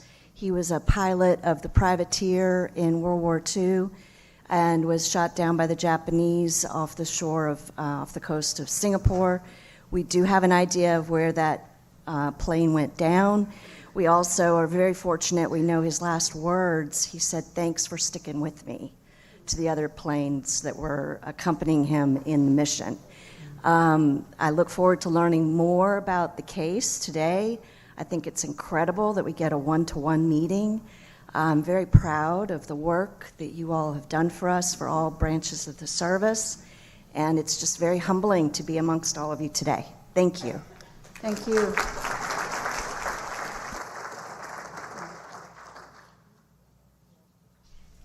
We have time for about 2 more. Go ahead. Hi, my name is Kerry Rogers. My hero and my father, Major Charles E. Rogers, nicknamed Bud. I'm here with my wife and his grandson, my son Noah. My dad was shot down May 4th, 1967, over Attapay province in southern Laos. It's been told his plane exploded on impact. Stony Beach, DPAA, and the other organizations have been investigating this site multiple times. About 12, 13 years ago, they actually had done excavations. They had found remnants of his helmet, his Masonic ring, a lighter that had an odd dent in it, which was easy to identify that it was from some form of a bullet, just from the impact marks. They found his dog tags.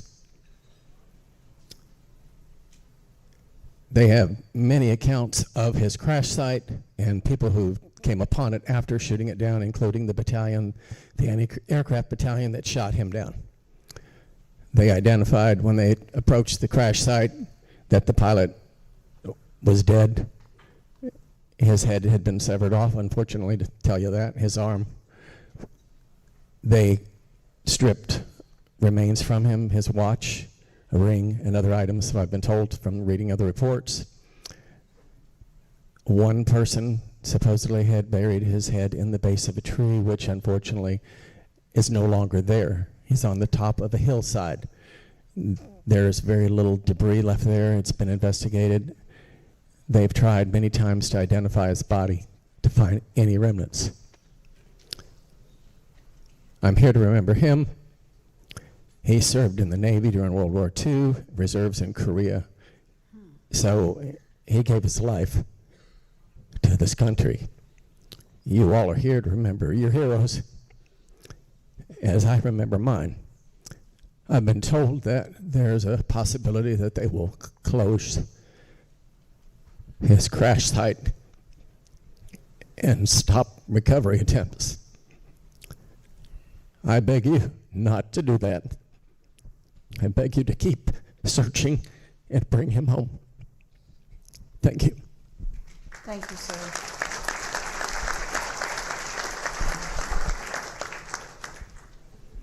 Hi, I'm here to represent Thomas P. Hogan Jr. He was a navigator on a B-24 bomber in the Burmese India area, and they were shot down. He was severely burned. All of the members of his crew were taken prisoner of war by the Japanese. He died several days later from the burns that he got, and then they recovered his remains and those of anyone else in that camp, and they were on a plane with some survivors. That was the C-47 plane, and that plane got lost on its way to Calcutta, and they've been searching for it ever since. And thank you very much. I appreciate you. Thank you. And thank you to everyone who shared your stories today. We do need to move on with the program. Our next segment of presenters are going to be talking about what it's like to work out in the field, and we titled that A Day in the Life of a Field Team. That will be followed by our partnerships and innovations, And then we have a laboratory representative that will talk about the recovery and identification process, followed by Dr. Tim McMahon, who's going to talk about the DNA process and advances in DNA. So if I could ask for Ms. Jennifer Vella to come forward. There she is. Jennifer is one of our contractors. She is our events coordinator and also our records and information manager. She's going to be moderating the day in the life. So, over to you.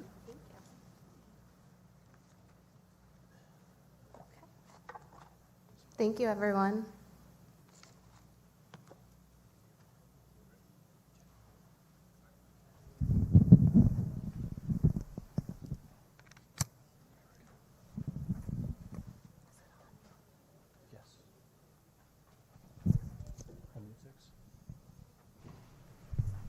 Okay, good morning. As Mrs. Nazarenko said, my name is Jennifer Vella, and I am here to moderate our field team panel. So without further ado, we'll get to the field team, and we'll start on the end with Dr. Carrie Brown. Well, good morning, everybody. Thank you so much for being here to learn about our very, very sacred mission. My name is Carrie Brown. Doctor, if you'd like, I prefer Carrie. And I am a lab manager at the laboratory facility in Nebraska.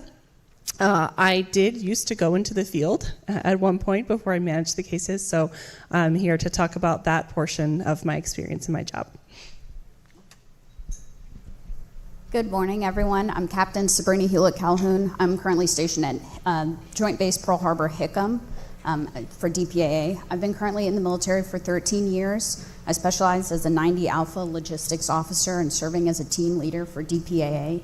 I've been on one mission with the agency now to Vietnam. Thank you. Good morning, everyone. My name is Sergeant First Class Kyle Bailey. Previously, before DPAA, I came from 75th Range Regiment. So while in DPAA, I serve in expeditionary support. And what that is basically when I'm a team sergeant out on the mission, you could say I'm like a platoon sergeant for the team. So I'm the guy that's going to be kind of helping the team leader and the SRE throughout the entire duration of the mission. Great. Thank you, team. Okay. Sabrina, can you talk about what goes into getting to a site? Absolutely. So if you bear with me, we're going to touch some broad strokes here, but looking at over the video and going to these remote areas, there's a lot of planning that goes in between various departments in DPAA. Not only the planning and the research portion, but then you have the recovery team.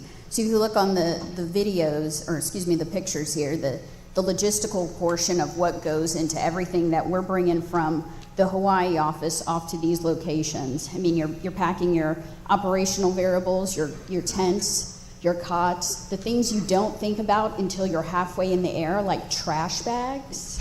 Those are also very important on a site.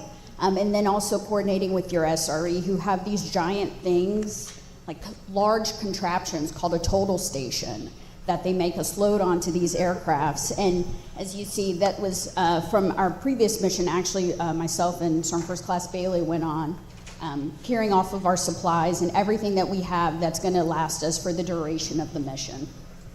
Great, thank you. And Carrie, can you talk about what it is like doing an initial survey at a site? I sure can. You guys gave such great introductions, and I forgot to mention that I've been with the agency in some shape or form since 2008, and I have done field deployments in France, Korea, Vietnam, and Laos. So that's my field experience. So when we're going out to do a site survey, we're going out based on information that's been given to us by our regional directorates, and we're going to go out and look for any evidence. And so that can look like interviewing witnesses. It can look like interviewing folks in the town. And the large component of the site survey is actually doing some ground truthing. So in the top right, you can actually see lines that have been run and doing test pits along there looking for any evidence. So in surveys that I've done, we've gone out and we've laid out an area to sweep and going along a baseline and looking like every meter or every 5 meters and doing really systematic looking for items of evidence. And that can take place on land, so it can be terrestrial, or it can be underwater. And so the entire system changes a little bit when you're underwater. I'm always amazed by the underwater folks. It can also be on the side of a mountain. And so you're just looking for items of evidence that will lead us to the next step, which would be recovery. Thank you. And Kyle, can you discuss some of the terrain you've experienced out on mission? Absolutely. So as you can see, like Dr. Brown said, sites can be on the side of a mountain. That one you see right there, it's provided by our mountain team, right? So we got a group of guys that does mountain operations, specifically doing all the roping, and basically anything that has to do with tying up a guy, getting him into the area that he needs to be. It can be very challenging terrain. So as you can see in the photos, we got anything from European med conditions, which is probably going to be icy or some sort. Will be anywhere from Papua New Guinea in the jungles, but the sites specifically, they're all going to change. If we have an ADVON team that goes out and they're able to do a base camp build before we get there, it's going to be very beneficial for us. It's going to save us time. And it's going to allow us to enable the SRE to do more digging on site. Wonderful, thank you. Sabrina, anything you'd like to add? I would like to highlight that the picture in the far right corner is actually one of the last sites that I attended. So if you see the bird's eye view of the site and how much ground and the hard work that's put into the teams going out to bring our loved ones home, it's not easy to get to, but it is, once we're there, it is very rewarding to be able to work and try to provide some closure. Thank you. And Carrie, can you talk about the different ways that we excavate sites? Sure. I will also say that I went to grad school for anthropology and archaeology, and 0% of the sites that we excavate were covered in my academic program. They are totally different than anything you've experienced. My very first field mentor said his site, when he went out, it was like a 70-degree slope, and he had his little archaeology book from when he learned archaeology, and it said, "You'll never excavate a site more than 45 degrees in slope," and he just threw the book away. And so we are using standard archaeological techniques, and then we're applying them in these rather austere environments.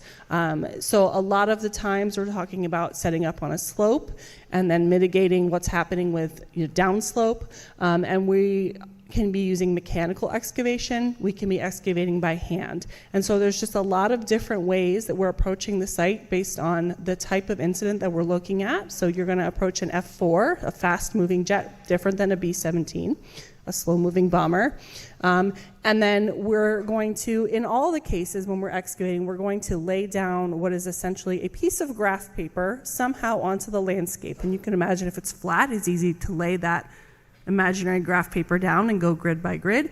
When you start to get some topography happening, some steepness, you're going to have to do it a little differently, and that's where that awesome total station that you guys packed up for us comes in. So we can use anything from a tape and a compass to set up our grid to do our excavation, all the way up through the total station, which is basically a fancy machine that uses lasers to measure different distances. And so as we're doing all of this, the really important part is that we have that grid and that relationship between items. And so we know when we recover something exactly where it came from on the earth and exactly where it came from in relationship to other items. And I think there's another thing about screening, so I'll wait to talk about screening.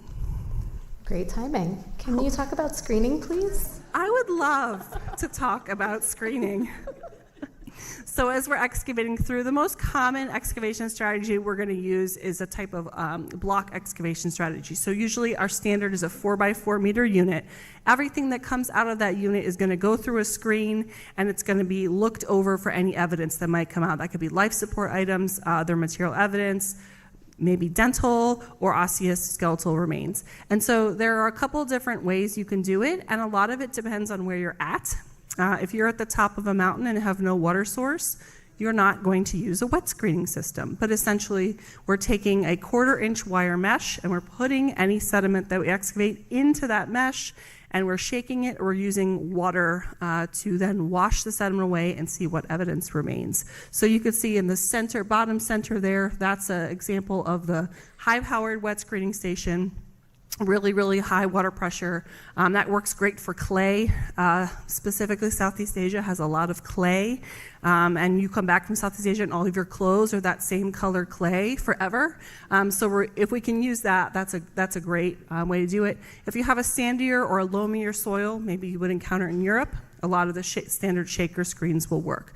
But that's the process why we're actually looking at all of the sediment that comes out and trying to find that evidence.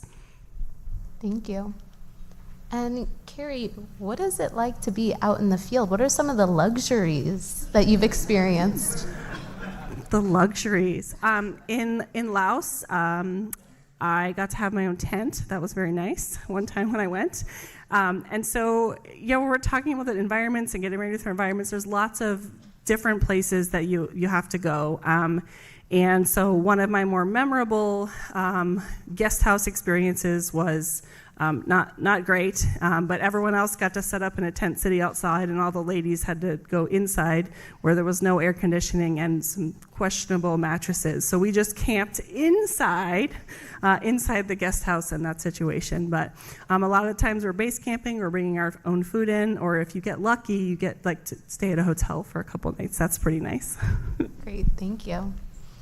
And Kyle, can you discuss some of the weather extremes that you've experienced? Absolutely. So throughout my time in Vietnam, I went to 2 missions. We were on a base camp. It was basically a tarp over your roof or over your head. And the weather that had come in was a pretty severe typhoon. It had jacked up a hotel that we were staying in. It was a typhoon. Yeah, very, very severe typhoon. So we got pulled off the mountain at some point from the IP director, Mr. Phelps over there. He was like making the recommendation too. Hey, let's pull the team off the mountain. So we did. We stayed in a nice hotel, and when we got back to our base camp, it was completely destroyed. So we actually had to build a brand new one. So. And Sabrina, anything to add about your typhoon experience? There were 2 that came through during that same mission. But it sums it up when we come back and the place that you've been living has been destroyed, and you start building those team cohesions to rebuild the place that you're just now going to call home for the next 2 months or so. It really does add some things into perspective. There are some fun things out there, some bugs and frogs and snakes, but overall it is a rewarding experience. Thank you. And Carrie, what happens when you potentially find something in the field? So the SRE, which I realize I probably didn't say what that stood for. So I'll say it's a scientific recovery expert. It's a forensic anthropologist or an archaeologist on the site. They're keeping a record of everything that happens every day in a log. And my teams would always say, "Are you writing in your diary again, Dr. Brown?" So my dear diary, every day I keep all of my notes. And that way when we find something, we know exactly where and when it was found. So all of the evidence is logged in that notebook.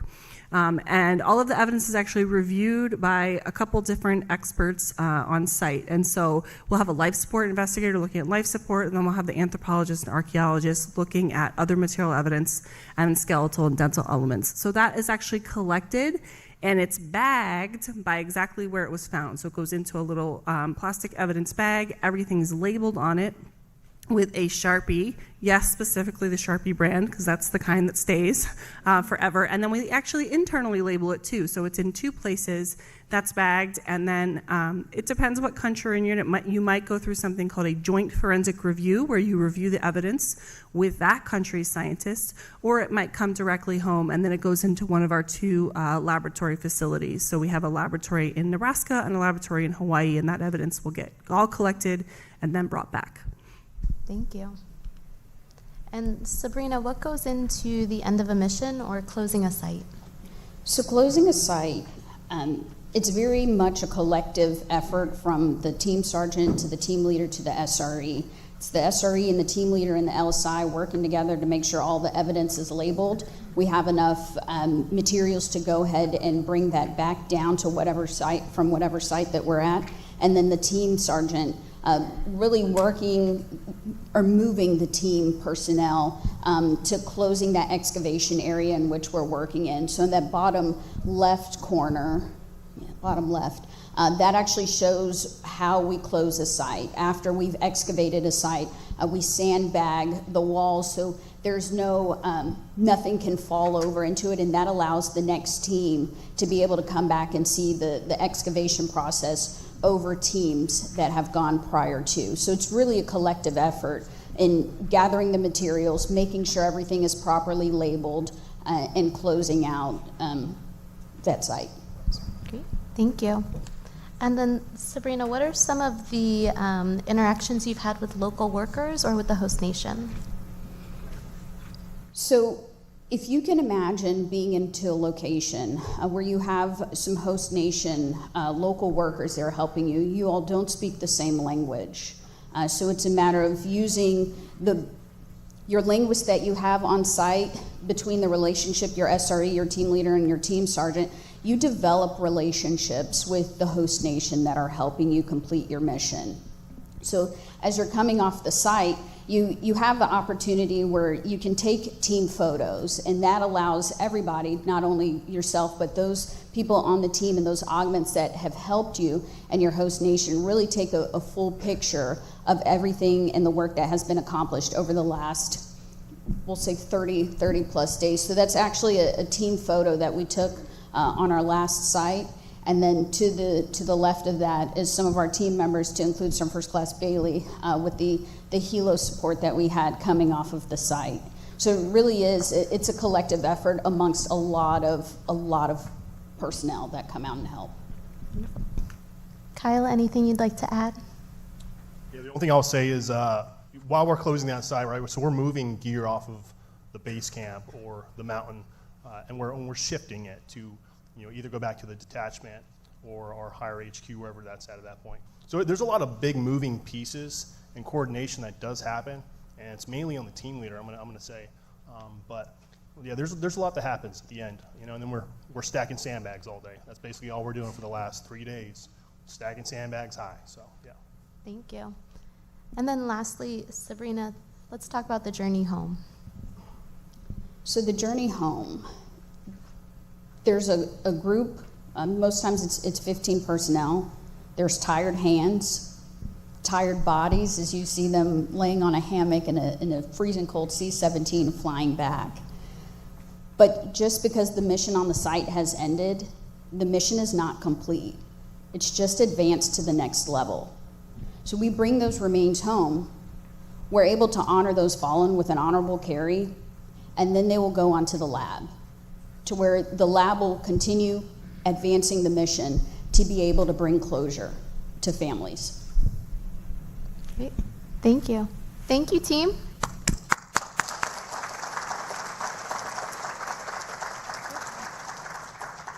It is now my privilege to introduce Mr. Rocky Gillette, the Director of Partnerships and Innovations. Thank you.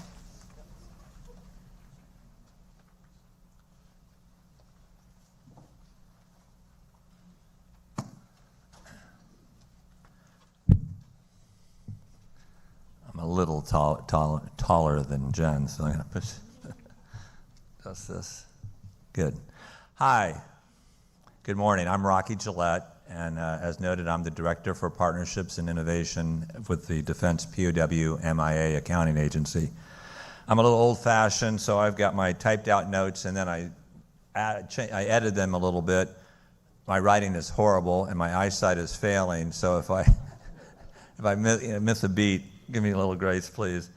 Wow, it's such an honor to be here with all of these families and my fellow veterans here, and I just want to start off by saying thank you for your service and sacrifice. I'm just really delighted to be here in Charleston, one of my favorite cities in the world. I'm a true son of the South. My mother, Dixie, can you imagine, more Southern name than that, was born and raised in New Orleans. And I spent a lot of time in New Orleans and visiting Charleston over the years. She met and married my father, who was a World War II pilot.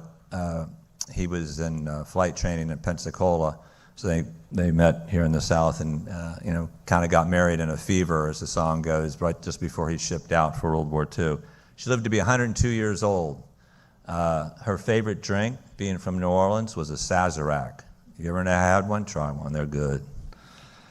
And her motto in life was "Laissez les bons temps rouler," let the good times roll. I think that's a motto here in Charleston too. So, I'm just really excited to be here in Charleston again. I want to share with you some of the ways that the DPA is leveraging strategic partnerships and innovation to provide answers to you, the families of the missing. We launched our partnership program just several years ago. Today we have over 120 partners around the world who have aided greatly to the capabilities and capacity to fill our county mission. You saw our organic teams, what they do in the field, and likewise our partners are doing missions in the field. When the partners do it, that frees up more resources for our internal teams to do missions. Got a lot to share. I'm going to kind of do it, not that much time. I think lunch is not that far away, so I don't want to stay in front of the way of that. I'm just going to give you wave tops, and then I'm going to share a pretty cool video for that with you all. Can I get the next slide, please? There we go. So we've increased our innovative use of partners so successfully that last year we completed our 275th partner mission. Just like the ones you saw, we've had partners doing those missions all over the world, and we're up to 275, getting up to 300, I think, this year. One of those depicted in this picture of the divers was the deepest underwater excavation that DPA has ever done. We partnered with two world-class organizations, oceanography and underwater archaeology organizations for that recovery effort. They conducted what's called technical diving using rebreathers, and they were able to excavate a site that was 295 feet deep in the Adriatic. This effort and many others just help show the level of partners we have and how committed they are to our mission. Next slide, please. Our work with partners, as I mentioned, I'm the Director of Partnerships and Innovation, and even working with partners is really an innovative thing in and of itself. We only started working with partners in an organized way about 9 years ago. And partners now are involved in so many aspects of what we do: research, innovation, field work. And here's some examples of the field work that our partners have done. Again, our partners are in challenging areas, just like our organic or internal teams. And again, they do much more than just conduct archaeological field work. As I'll touch on, they're involved in research initiatives and innovation activities associated with their missions and other things. And they bring new and exciting innovation technology, equipment, and processes. So we get to learn from what they do. These are already experts in archaeology and research, et cetera. And that, by bringing in their resources, they supplement, they add to our capability and capacity.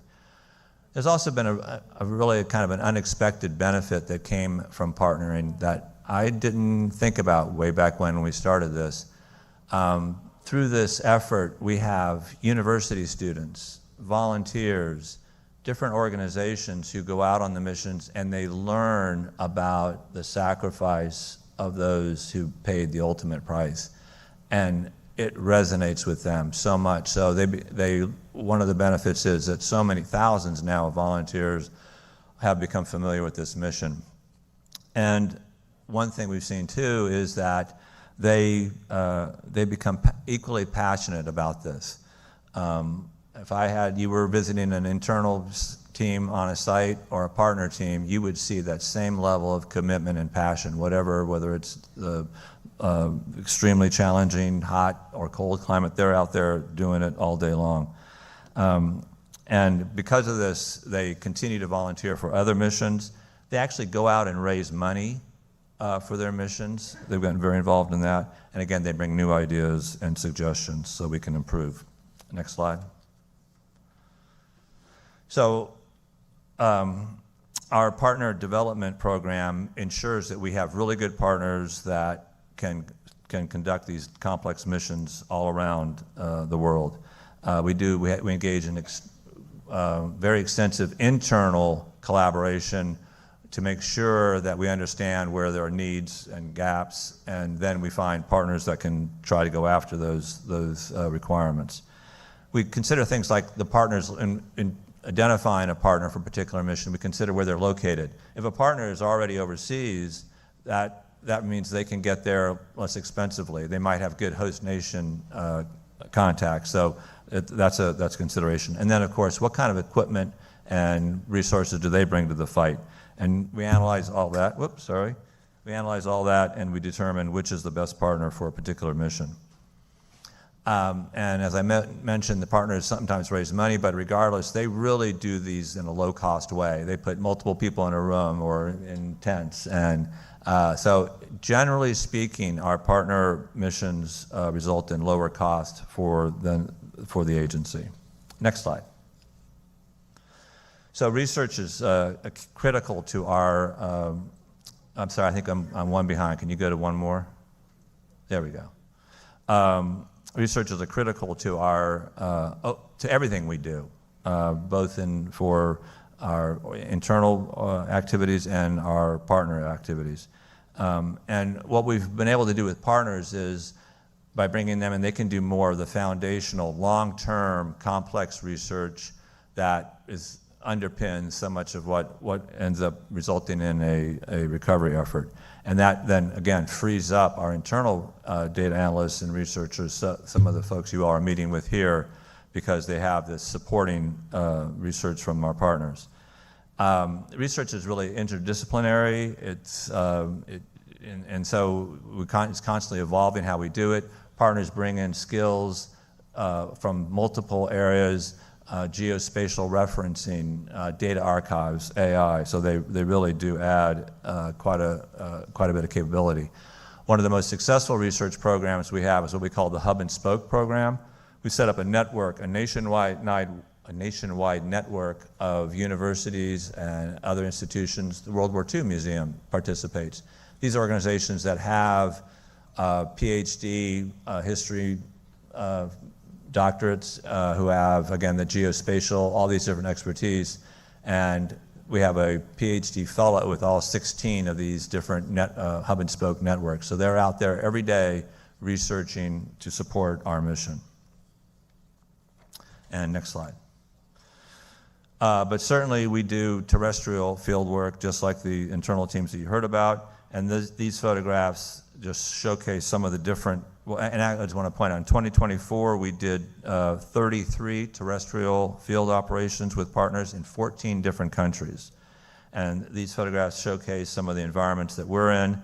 Up on the left, up on the left is University of Illinois, Chicago, conducting a mission in the Philippines. We have a very robust effort with them. They had years of experience doing archaeology in the Philippines, and we added a component where they do the research for the case and then the case. So they're like almost a mini DPA for the Philippines. Multi-year effort's been very successful. And then, I'm not sure which one it is, but one of these, I think the one with the kind of peat moss area there, the fog, is one of my favorite partners, Geoscope. I guess I like them because they're a bunch of grizzled old British veterans who, some of them have archaeology experience. They are so passionate about this. They go, they have done, I think, 6 missions now. And, oops, gosh, I'm running out of time. Okay, I got to keep moving. So we'll go to the next one. Okay, underwater archaeology, again, all over the world. You see a vessel there. One of the neat things is often our partners can bring equipment like a research vessel, which is really expensive. But if we're able to tap into a partner who has that vessel, and sometimes we have partners who have the vessel, for example, in the Pacific Ocean, so much less expensive and really adds to our ability to do things. Next slide. So innovation. Again, partners, the agency has always been very innovative, but we realized that we needed to have a strategic, targeted innovation approach. So that was the responsibility for doing that was put into my directorate, and we established an agency innovation program. We're going after all the things that you hear about with data analytics, AI, georeferencing, and we're conducting studies to make sure we do that effectively and efficiently. These photos you can show some work in the laboratory with ice escapes, which is an ability to tell from remains where an individual is from. So if you had commingled U.S. and foreign nationals, you can identify hopefully which ones are the Americans. That wing was a 3D model. When you're underwater, it's very hard to tell where you are, what part of an aircraft you're at. So if we can model it in advance, it makes the divers much more efficient and effective. And now I'm going to make the time to do this. We have an amazing video that shows a cool project that we did with, among others, the National Oceanographic and Atmospheric Agency. And this is looking for anomalies in the seabed off of Hawaii. So if you could roll that, please. 10 meters, slightly off dead ahead. Yeah, that's looking significant. And we should be just approaching the large target now. This is interesting. Okay, that is. Yep. This looks like the main wreckage. Yep. Yeah, roger. Sites like this tell a story. It's the location of a tragedy, very likely a spot where service members lost their lives. You can definitely tell that's the glass cockpit. You can see the reflection of the LED lights in it. Yep. Service members lost in conflict and combat leave behind friends, families, and, all too often, a mystery of their last resting place. Over 41,000 Americans are presumed lost at sea all around the world. This mission is in partnership with an organization called the Defense POW MIA Accounting Agency, or DPAA, a division of the Department of Defense charged with providing the fullest possible accounting for military personnel lost while performing their duties. Our interest is archaeology, but the main task here is to evaluate this site for the possible loss of 2 people on board. That means we're combining a number of aspects to understand this site. Partnering with organizations like the Ocean Exploration Trust provides the DPAA a unique avenue to explore deepwater areas. EV Nautilus is equipped with advanced technologies to fulfill this mission, including remotely operated vehicles, acoustic mapping sonars, and telepresence capabilities that allow scientists to participate in the mission from anywhere in the world. For this mission, we're working on a site located more than 1,800 feet deep. We're using acoustic sonar and remotely operated vehicles to investigate the site in an effort to correlate information about the wreck and, if possible, provide conclusive evidence of who was lost. There has to be correlative evidence to point that it is that specific site. The data plates could certainly help with that, but that doesn't guarantee that we will make the correlation. Wow. Now can we... Something Aeronautical Corps. It says Wright Aeronautical, Right. W-R-I-G-H-T. A project like this takes hundreds of people, thousands of hours, and a lot of recommendations. We were very lucky that we've had some other really competent teams like OET go out and look at it for us. Archaeological field surveys like this ultimately aim to bring home any possible physical evidence recorded as part of this mission. This is only one step in DPAA's thorough case progression, which involves teams of experts in various fields, including forensic anthropology. Thousands of hours of archive and laboratory research and hundreds of people work on a case that may make a determination possible. Once DPAA makes a positive identification, a message is sent to their respective service member casualty office, who then notifies the family that their loved one is accounted for. It is an honor and a privilege to be part of this journey.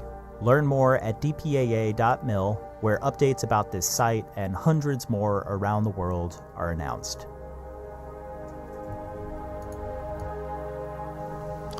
So a couple of things again about that. 1,800 feet deep. I mentioned the deepest we'd ever gotten divers down to was 295. So we're really trying to extend the boundaries of what we can do.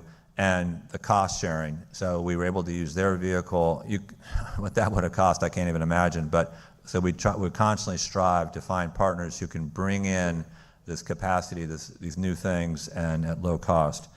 I'm going to just finish up. I'll note that currently we don't have any active partners here in South Carolina. We do have some regional partners that we work very closely with. Eastern Carolina University has a terrific underwater program, and we have a research fellow there. We also have a research fellow at UNC Chapel Hill. While we were here, we met with the Citadel. We have a neat program where we get Navy ROTC midshipmen, and increasingly we're working with ROTC departments to get cadets and midshipmen from different schools to join us on our missions. It's a real win-win. And one of our members of my team actually was, I got to wrap it up, was a student at University of South Carolina and then participated in a mission that resulted in bringing back Lieutenant Milton Himes, who is from Savannah, Georgia, so fairly local young man, and we're very glad to have contributed to that. So I just finished by saying our partners truly share our commitment and passion for this mission. Ultimately, their work is about providing answers to you, the families, and the nation. Thank you for your time until they are home.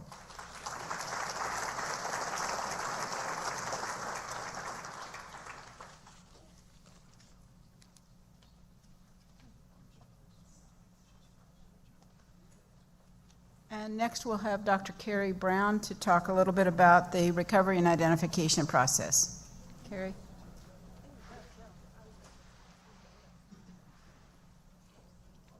Well, good morning again. I'm back.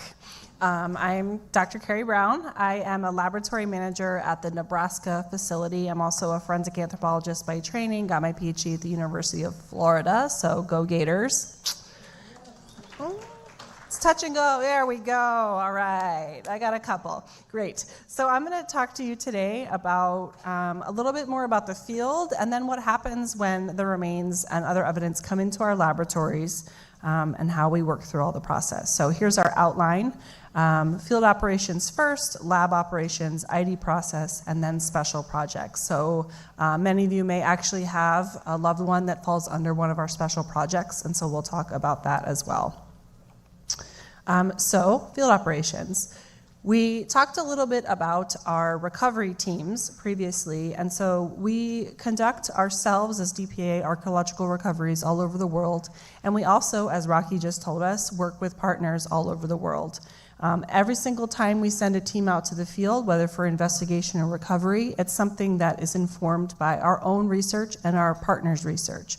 So we aren't simply showing up and say, oh, let's dig a hole. We're going out with sometimes decades of research under our belt to actually get to that location.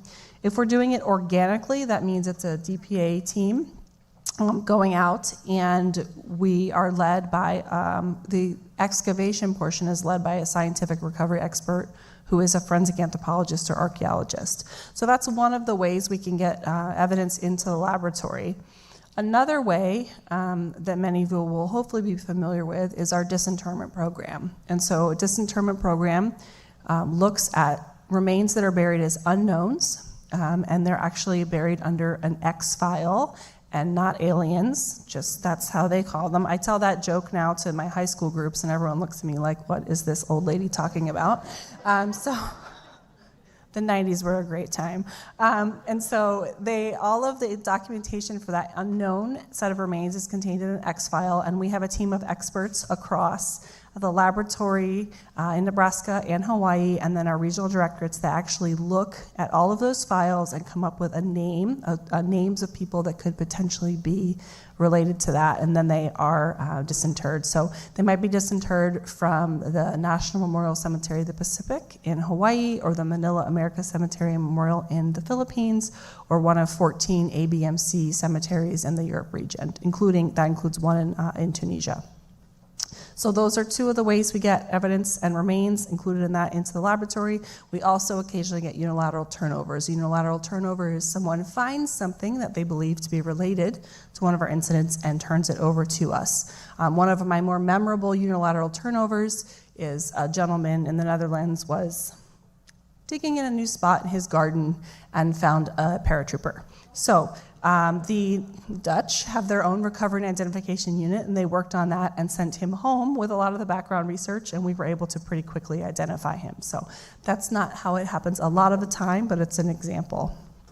So we talked a little bit about being out in the field, so I'm not going to go too much into it, but our archaeologists at DPAA and our partner archaeologists are looking at the dirt. They're looking at the sediments, and I do want to point out when we talked about SRE, there's a great picture of that red clay that all of your clothes are forever that color. And so we're looking at different disturbances in the soil. We're looking at different things to figure out what has happened in the intervening years since the incident and the best places we might go to recover evidence. So soil changes, soil features. In this slide, you can see that there is a difference in soil color. You can see an outline of a burial. These are really best case scenarios that I'm showing you. It is often not that easy. A site I did in Laos, it only became apparent after we were done the excavation where the plane had been, because the areas where all of the ordnance was actually lined up perfectly with where they would have been on the plane, but we only found out after we had excavated and after we'd found a 500-pound bomb. So that's a fun story. Catch me at lunch, we'll chat. So in this case, you can see that those soil changes lead us to tell us what is underground.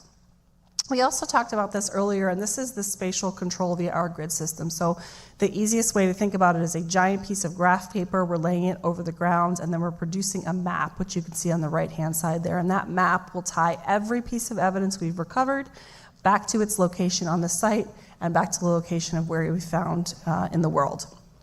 We adapt to the specific site. So our archaeologists and anthropologists are highly trained, either terrestrial or underwater.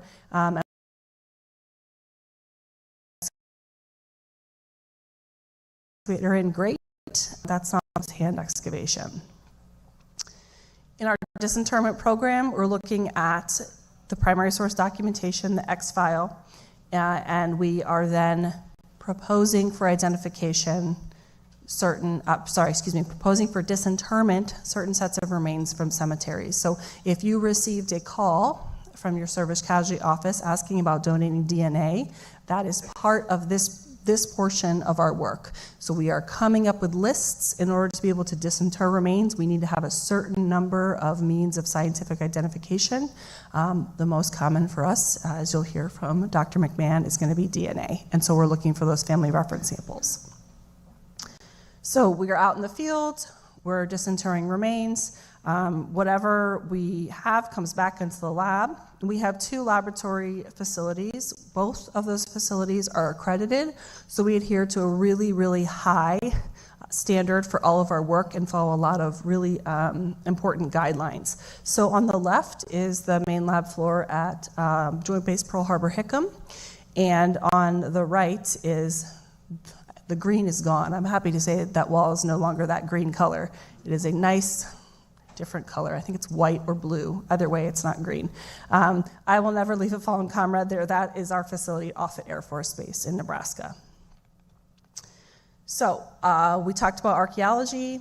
That archaeology and that documentation of those items of evidence enables us to bring things back in the lab and look at spatially where they were recovered. So a really easy thing to think about is if you have a foot in a boot and you've documented that the foot came out of the boot, that is a really great way to control where the items came from, and then you wouldn't have to DNA test every single thing. You could just DNA test one thing, they would all be related. One of the things we look at is material evidence. Material evidence is not a means of positive identification. It is a means to give us more information about the loss incident, maybe give us more information about a specific person, like an ID tag or a ring with an engraving. It's not biological evidence, but we are using it to tie in, maybe this is a US aircraft loss, or this person was on board the plane or it was this specific plane. You do have instances where people's dog tags are not where we would imagine they would be, and so it's not always a one-to-one, but it's a very important component. So anthropology is, that's what I do, that's what I manage largely, that's what my training is in. And so when we get skeletal remains into the laboratory, we ask a couple different questions right up front. And I actually will say that as we've worked through more and more complex cases, some of these questions become even more significant. So is it bone? If it's not bone, it's not one of our service members. Is it human bone? We have great preservation in Europe. We get a lot of German cows and pigs that get a free trip to the United States, and then we sort them out once they get here. So that's a really important question. Do we have human bone? And sometimes we have to do additional testing to be able to tell because the fragments are so small. Now, this next question is not something that I emphasized earlier on in my career, but how many people do you have? Because if you have more than one person, you have more work to do. And I'll talk a little bit in our special projects, but we don't always simply have a one-to-one, and we have to do a lot of work. And I would argue that the anthropologists at the DPAA laboratory are the world's expert in figuring out how many individuals are present. How many people do we have? I can't think of anyone anywhere that does as much of that kind of work and does it as well as we do. Once we have answered that question, which, by the way, may take several years to answer that question and figure it out, then we can go through the standard anthropological methods of assessing the biological profile. How tall was the person? Was the person male or female? What ancestry were they? Any trauma we're seeing? Any individualizing traits? We can also use that data to help narrow the search space. If I have a B-17 crew and there's a guy that's 6'4", his remains will look different than a guy that is 5'4", and so we're using that information along the way. We also look at teeth. Our dentists are going to compare what we have present to whatever records we have present, and that's going to vary by conflict. So Vietnam era, for example, we are very likely to have x-rays. You go to the dentist right now today, you get an x-ray taken, and that goes in your file. We're likely to have those for Vietnam. We are not likely to have those for World War II. And World War II goes to the other end of the spectrum. So for the USS Oklahoma, where their records were on the ship, we really only had induction records for everybody on that ship, all the sailors and Marines. And so some of their records on their beautiful dentalgram, and when they were inducted, they joined the military, say, okay. I don't know what that means. What does okay mean? Does it mean they have teeth? They don't have teeth. They didn't need work done.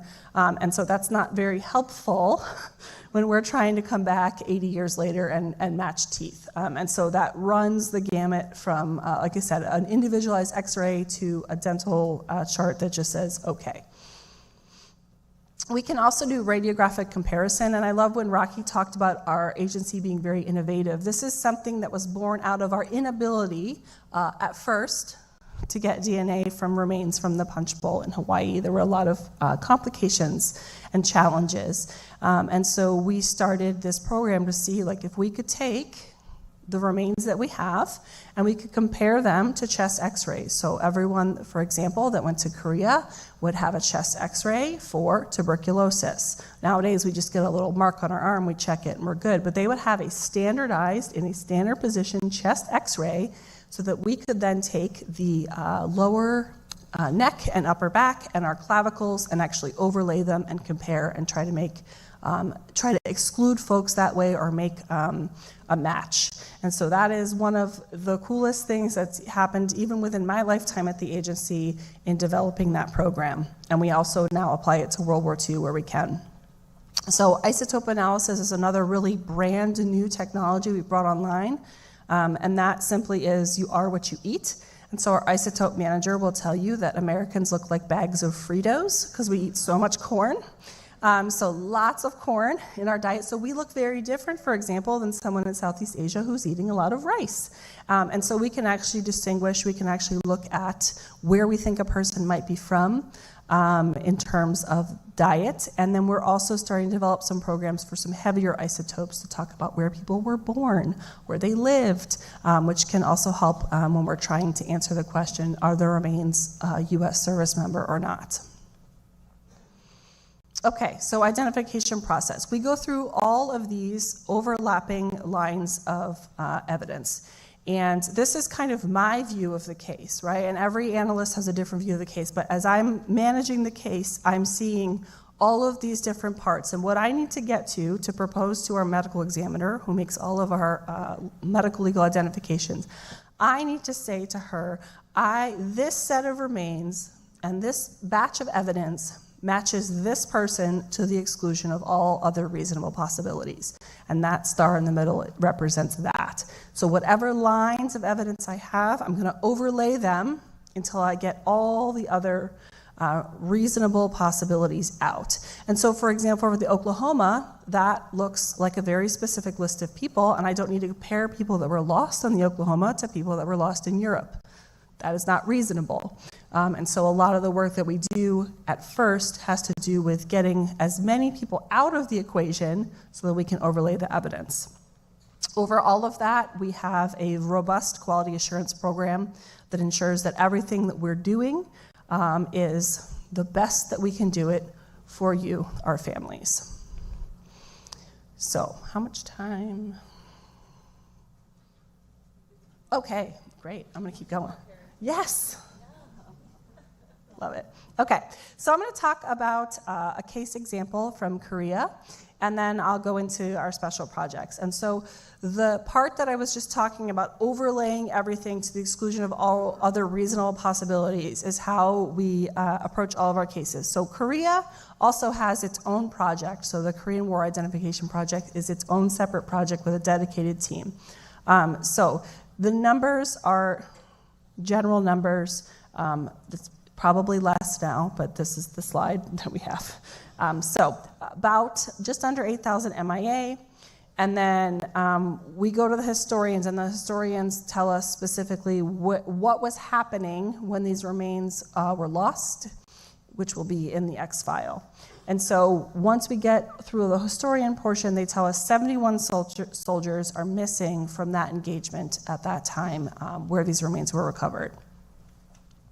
So in this case, the remains are disinterred from the punch bowl. The NMCP is the punch bowl in Hawaii. What's interesting about the Korea files is there's a lot of discussion in there about commingling. There's often even notes, which we don't have as much for World War II, but they'll say, like, I took this mandible and I moved it over here, and then I took these ribs and I moved them over there, and sometimes they were right and sometimes they were wrong. And so we go through all of that historical documentation to try and figure out what happened, and then what we can do to try and resolve that. So they send this to some more historical research, and out of that 71, we get a pool of 11. So already we're really narrowing that search space, right? We don't have to compare 1 to 7,600, one set of remains. We compare 1 to 11. It's much more powerful. So we go through isotope analysis, and I will fully admit that I'm not an isotope scientist, so I am not going to interpret the isotope values you see on your screen, but will tell you that the supported one person being present. So the isotope values were consistent with being from a single person. We look at the DNA analysis, and in this case, we do next generation sequencing. I'm just gonna not spoil anything that Dr. Mann will say, so just keep that thought in your head and he'll tell you all about that. And then this helps support, again, the association of the remains, but then it also further excludes. So in this case, excludes 5 individuals, and then we have a match to 2 people, and you're gonna be like, how can you match 2 people? Well, a lot of us share the same mitochondrial DNA, and that can happen, especially for a more common sequence. So we look at the anthropological analysis and how many of the 11 people and also the 2 people share this profile, and there's our profile. And what's interesting is you actually have a note in there saying a bone or deposit growing from the joints from his hands and feet, and that's what we actually saw on the skeleton. So we will go back and look at notes from parents, from relatives, Dentists, we did a case where the dentist described all of the unique features of the teeth, and that was actually enough to make a positive identification.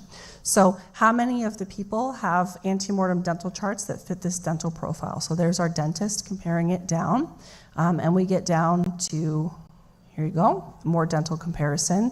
So things can also get kind of tricky. So you have, in this case, retained root and going back and forth in the historical record, and our dentists are really good at figuring that out. So we keep going. We keep layering all of our lines of evidence, right? We want to get down to one person to the exclusion of all other reasonable possibilities. And now we have another match to one of the 11 on the historical shortlist with our chest radiograph program. So we take all of that information, isotopes, historical, CXR, DNA, teeth, anthropology, and we layer it over, and that is how we get to our identification. So no identification is ever made with one line of evidence. We're constantly layering, constantly going back. I talk about a linear process with lots of circles in it. We're constantly going back and checking our hypotheses.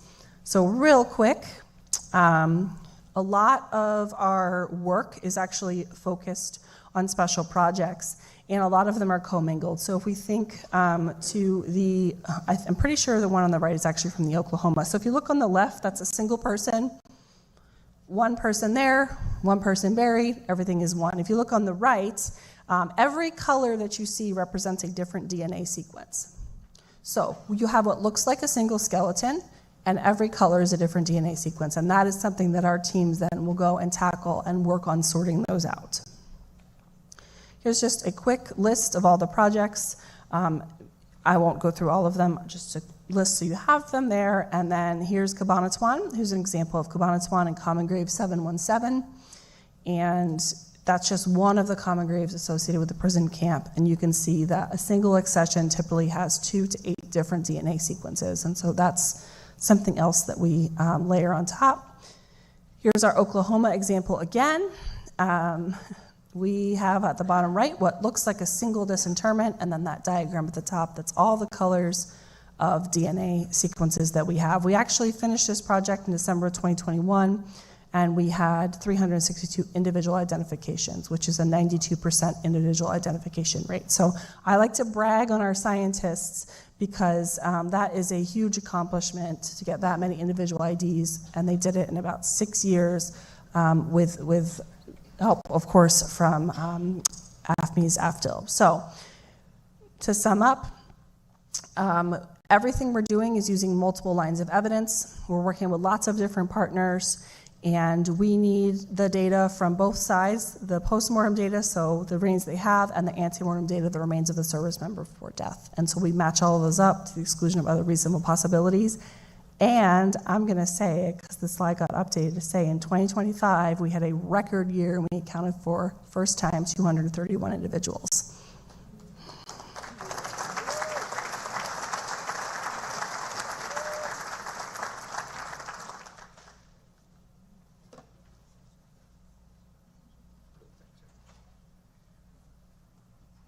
Thank you, Carrie. So you've heard a little bit about the identification process. Next, you're going to hear from Dr. Tim McMahon, who's going to give you the DNA process that helps us with the identification. And he'll talk about a little bit of advances in the various different technology that they use. So, Tim? Good afternoon, everyone. Can you hear me okay? Yes. All right. So I'm going to talk about the DNA process. I'm going to skip to the third slide. I'm going to talk about who we are, what we bring to the table, and the new DNA testing methods.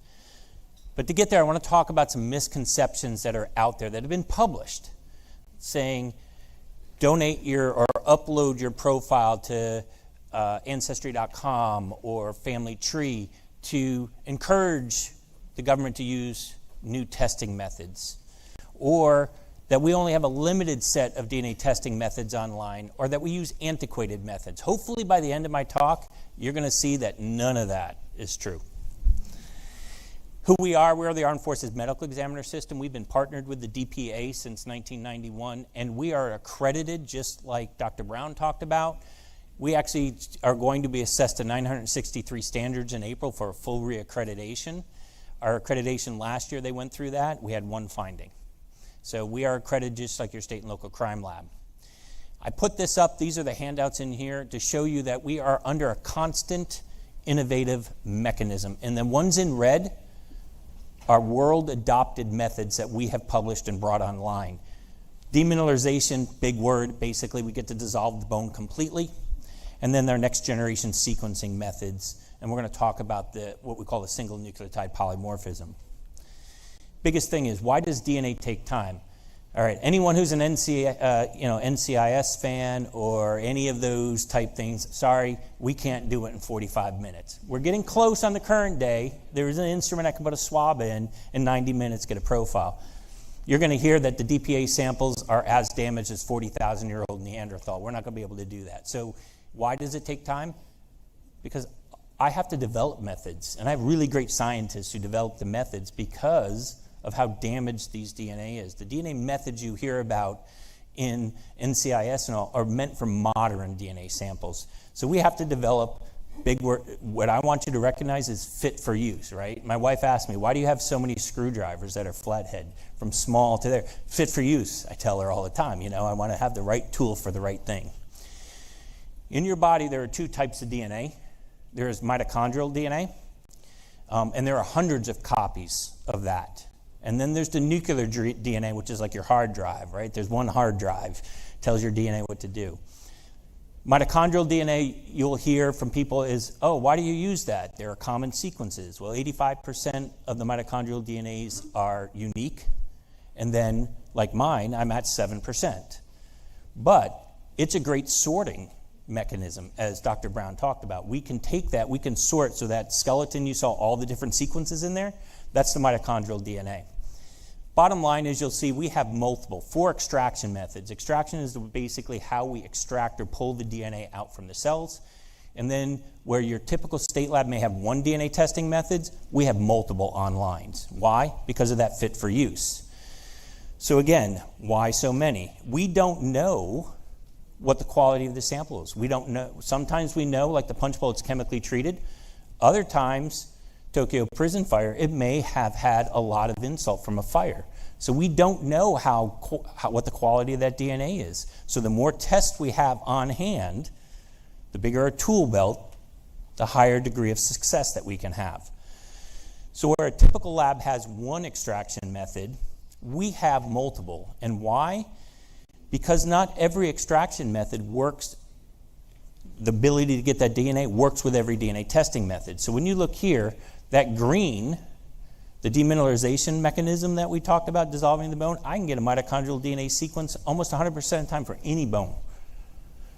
But if I move to that nuclear DNA testing, you can see in the middle, and I use the same extraction method that I did for the green, I don't have any bones that are above 90%. So we developed another method that then allows us in the femurs and heavy bones to get 90% for that nuclear DNA testing. So we have a very agile mechanism to adopt to what the bone's giving us for DNA.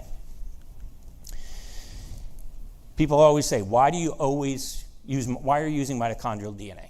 Well, because there's hundreds of copies of that. So in time in the environment, as the little microbes chew up your DNA, we have a greater chance of getting a result with the mitochondrial DNA. But think if I gave you a 5,000-piece jigsaw puzzle with no border pieces and I asked you to put it together, you'd want to shoot me, right? So the mitochondrial DNA is a great sorting tool. When you have highly commingled, so that minimum number of individuals, if you could have 14 individuals and you have to send us 54 samples, mitochondrial DNA starts grouping them into individual sequences. And then we can use specific nuclear type tests to hone that into the identification. So again, mitochondrial, greatest chance, tells us the quality of DNA, great sorting. Then we have, in 2010, we were able to bring Y chromosome. So for the males, we have a Y chromosome. That opened up the paternal side. So we can do what we call a Y short tandem repeat, and we can go through that. But again, the normal method that was published didn't work. We had to develop our own. And so 65% of the time, with a good sample that's not chemically treated, we can get at least 6 or more loci with the Y STRs. So again, it's a great lineage marker, and it allows us to do a combined statistic. We can take the two results and get a better identification statistic. Autosomal is a little different, right? We're limited to mother, father, brothers, sisters, grandchildren, sons, and that. And because that's identity by descent. If I was a tree, the tree is at the base of the tree, it's thickest, so I have half the DNA of my parents. But as I go up the tree, I have 2 grandparents, so I have a quarter of the DNA there. 4 sets of great-grandparents, so I have an eighth of the DNA. So really, as farther you get away, which a lot of times we're in cousins, grandnephews, great-nieces, you can't do nuclear DNA on that. So we focus on mito and Y, and if we have brothers and sisters, that's awesome because we can do that too. So this slide, I'm not going to go through, it's just a summary for you very quickly to go to of everything I just talked about by the different testing methods. So I'm going to talk about next generation sequencing. So remember, I told you, you can encourage the DoD, Department of War, and AFTL to use modern technology. Well, we brought on the first next generation sequencing method in 2016. It was a 16-year process to get DNA from those chemically treated cells. In 2016, we started looking at what we call a single nucleotide polymorphism, right? Big word. Who's done Ancestry.com 23andMe? All right. We basically made our own version of that, looking at 94,000 markers to work with very damaged DNA. So we have been doing this for over 10 years. So how do we, when I get a bone and I extract that DNA, I get all the bacterial, all the fungal, parasitic, and human DNA in there. So how do we get to just the human DNA? Well, we can capture that. So when you look at the right side of the screen, and that's all the scientific gobbledygook and how we do it, that jar of jelly beans, if I asked you to reach in there and grab all the white jelly beans, which is the human DNA, you wouldn't be able to do it. But if I told you I had a specific marker that would bind to that white jelly bean and had a metal piece on it, and I can use a magnet to pull it out, that's what we do. We have a marker that goes to the human DNA. We then use a magnet and we enrich for the human DNA. And that has allowed us to get results from all these chemically treated and highly damaged DNA. What I've told you is, I told you early on, we have worked with the Max Planck Institute. We were able to use some of the chemically treated and more challenged DPA samples. And what you can see in green is 40,000-year-old Neanderthal DNA. In purple is the DPA samples. So our DNA is as damaged as 40,000-year-old Neanderthal DNA. So we do have to develop our own methods, which is why we're in a constant development. So on average, in FY25, so when we brought the next generation sequencing method online, we were doing 4 samples a month in 2016. In FY25, we averaged 134 samples per month. We went from a 24% success rate to a 65% success rate. And since we brought that online, we have issued 832 first-time believed to be reports. So that is the first time a DNA sequence, unknown DNA sequence, has been linked to a family reference to support a new identification. Okay, so now we get the mitochondrial DNA. Chemically treated, I can't use the YSTR or the autosomal STR. And here it shows you what happens. Where do we go forward from here? 2016, we sent out a request. It was eventually awarded to Parabon, and that company had to develop that Ancestry.com type test, that what we call a SNP, and the software. It took 9 years. We brought this online last February for the first time. And I'm going to summarize it, but I'm just going to let you know we have a predictive model. So if I can get a mitochondrial result, I can get a result from this SNP. Our success rate is over 90% for that when we're talking about that. What does a SNP stand for? A SNP stands for single, meaning one, nucleotide. So your DNA is made up of 4 bases. So when you see here, one person at the top has a GC. The person on the bottom in that circle has a TA. So they differ. So single nucleotide polymorphism is a big word for difference. In science, we like to use big words. It's a single difference is what we're looking at. But when you take 94,000 of those that are linked to identity and kinship, you can now use references out to a 4th degree. And right now, it doesn't matter if you're maternal or paternal. You're a nuclear reference. And if you're the only living relative who was a paternal niece, we couldn't use you because it didn't fit the paradigm. But this method turns you into a viable reference. Okay? So when you look at this, on the top are the 23 pairs of chromosomes. This just shows you the number of individual SNP markers per chromosome to give us a total of 94,000 that we're looking at. What that has done is, right now, this yellow heart that I call in our genealogy tree is basically anyone who is SNP eligible, to include those non-maternal relatives and the paternal nieces. So it's opened up that pool, and it's made everyone a nuclear reference. Why do I keep saying nuclear? Because that leads to a definitive ID. Okay. So remember, these were the ones we either didn't test them or we got no results. So here you're seeing we're recovering, based on the damage, anywhere from 8,000 SNPs to 94,000 SNPs. And you can see we're having a number of, when we think of it, right, the world's population is 1 followed by 9 zeros, which is a billion. Let's look at that CAB. 10 to the 3,385. That's 3,385 zeros after that 1. It's a definitive ID for that bone. But that allows DPA then to start linking anthropology and everything so that we can ID that whole thing. So you see how it's a collaborative effort. How does this help? So at the beginning of this arrow, let's say you have 28 service members. You have 4 that don't have mitochondrial references on file. We do NGS sequencing. 15 of the 28 are excluded. You have a common sequence, so in the database it's 282, so that makes it more of a common mitochondrial DNA sequence. You can't do, or we haven't been able to help with ID because we can't do any nuclear testing. But then all of a sudden our SNPs come on last year, and now we get a 1 times 10 to the 609.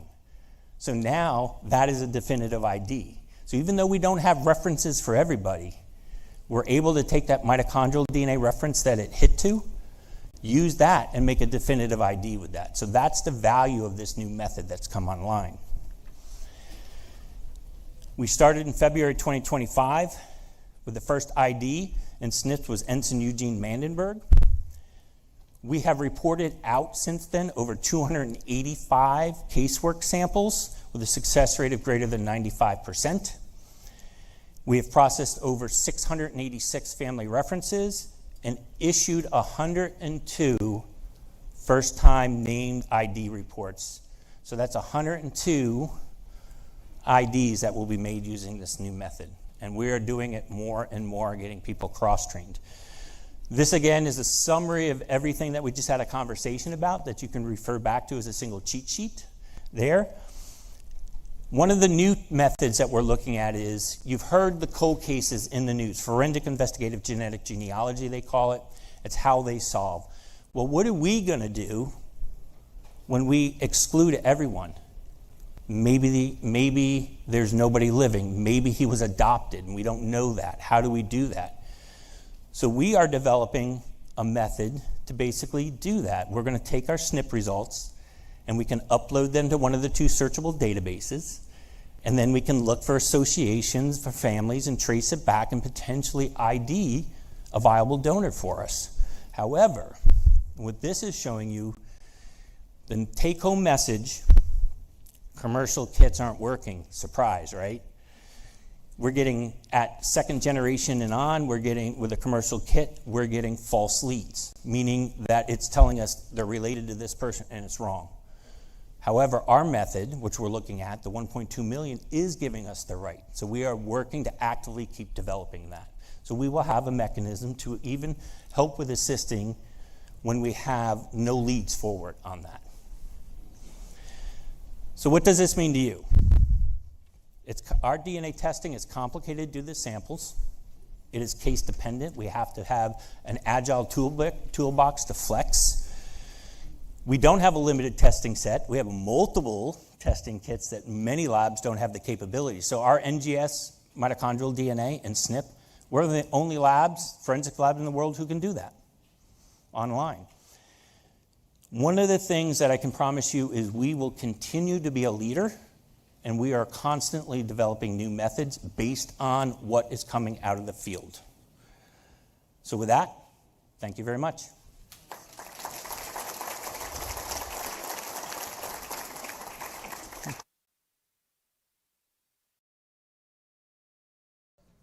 All right. We need all of the briefers from this morning. If you could come up to the front, please, and we'll get started with our Q&A session.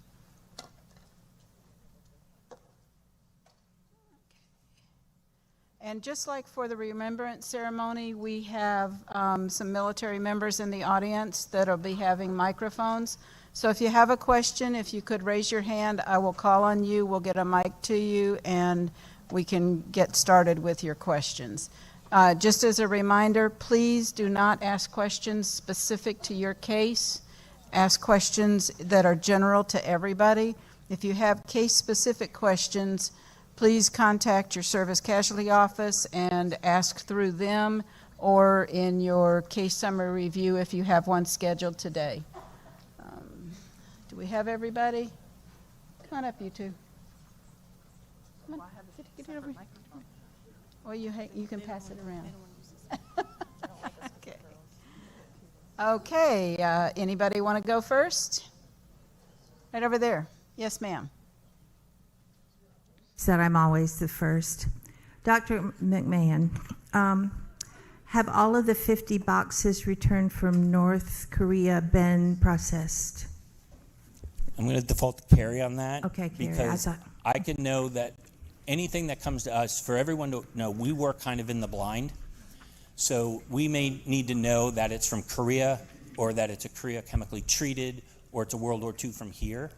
Other than that, we're just testing in the blind so that we don't have any cognitive bias. When we get a result, we just search the database. I'll let Carrie know. She may have that answer for me. Well, I do know this. In Arlington, probably 2 years ago, you said, or somebody said, that it probably would take 6 years to go through those boxes, and I'm just wondering how far you've got. You're referring to the 2018 50 boxes? Yes. I don't know the exact number, but the team has, we've made identifications from those boxes, and at least everything has been inventory. That's always our initial step, and then where it is in the analysis process, I'm not sure, but they have tackled that portion of it.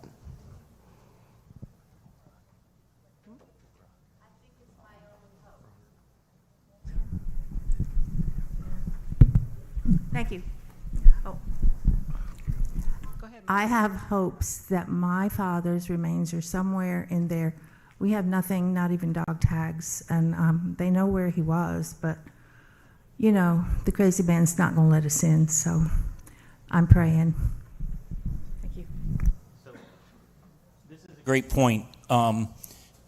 Thank you to everyone who's come by to check what FRSs we have on file. If you know, that's great. If you're not sure, stop by, because when it comes to the DNA, we can't do anything without having an FRS on file.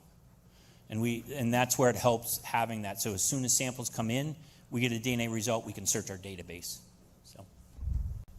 So to, just real quick to answer your question, as of the 29th of January, because I got this from Dr. Bird, who is the lab director, out of that 55 boxes of remains that came back from North Korea in 2018, they've made 100 identifications to date. Montana, you had a... Is this on? Yes. I have given my DNA, but several family members have been asked to give theirs and have not done it. Would it be beneficial if they did do it? Does more DNA samples help?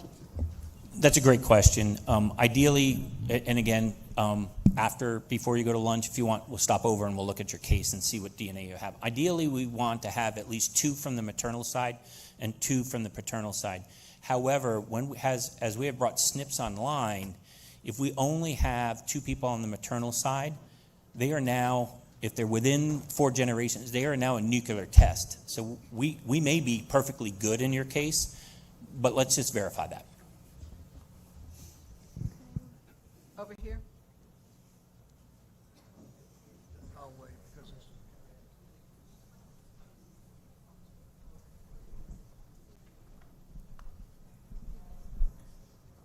You ready for me, Dr. McMahon? Yes, I'm a retired detective. Okay. And I am a cold case detective with a law enforcement agency. Yes. One of the things that we use is NamUs. Yes. And we have started using OTHRAM. Right. Is there a database with the military that the families could upload their DNA without being contacted? So the answer to that is it's kind of apples and oranges. So when you talk about NamUs, if you are registered through, an investigator, yes, you can upload the CODIS eligible markers, right?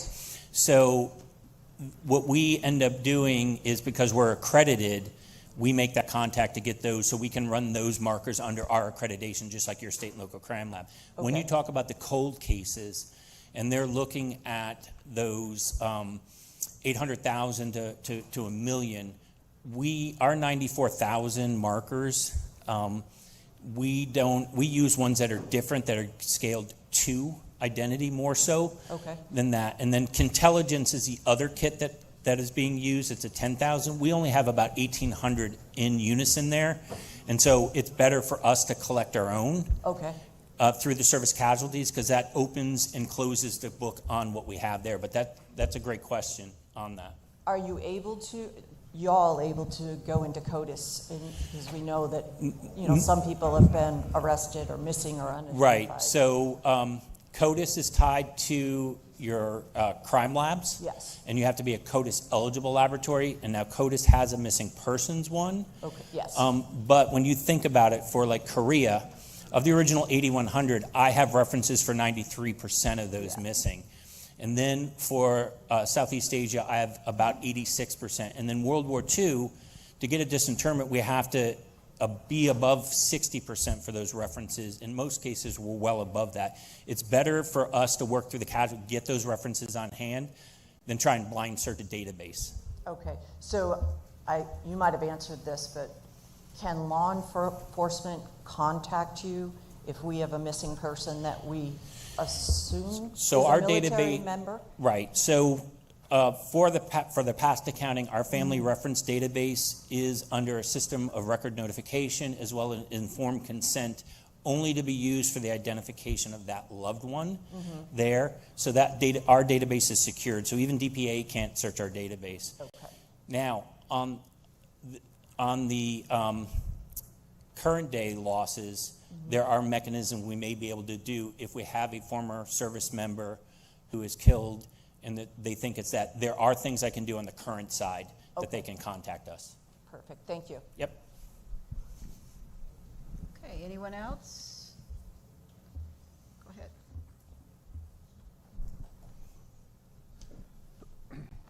I'd like you to discuss your budget with us and how you get funded. If you had an increase in money, a grade increase, what would that allow you to do that you don't do now? How many people work for the DPAA? And if a citizen wanted to lobby the Department of Defense for more money, how would one do that? That's an outstanding question, sir. So I'll start it out with this. We have about 700 military and civilian employees that comprise our team at DPAA. So it's a large number to many of us, but that's a smaller number in comparison to many government organizations.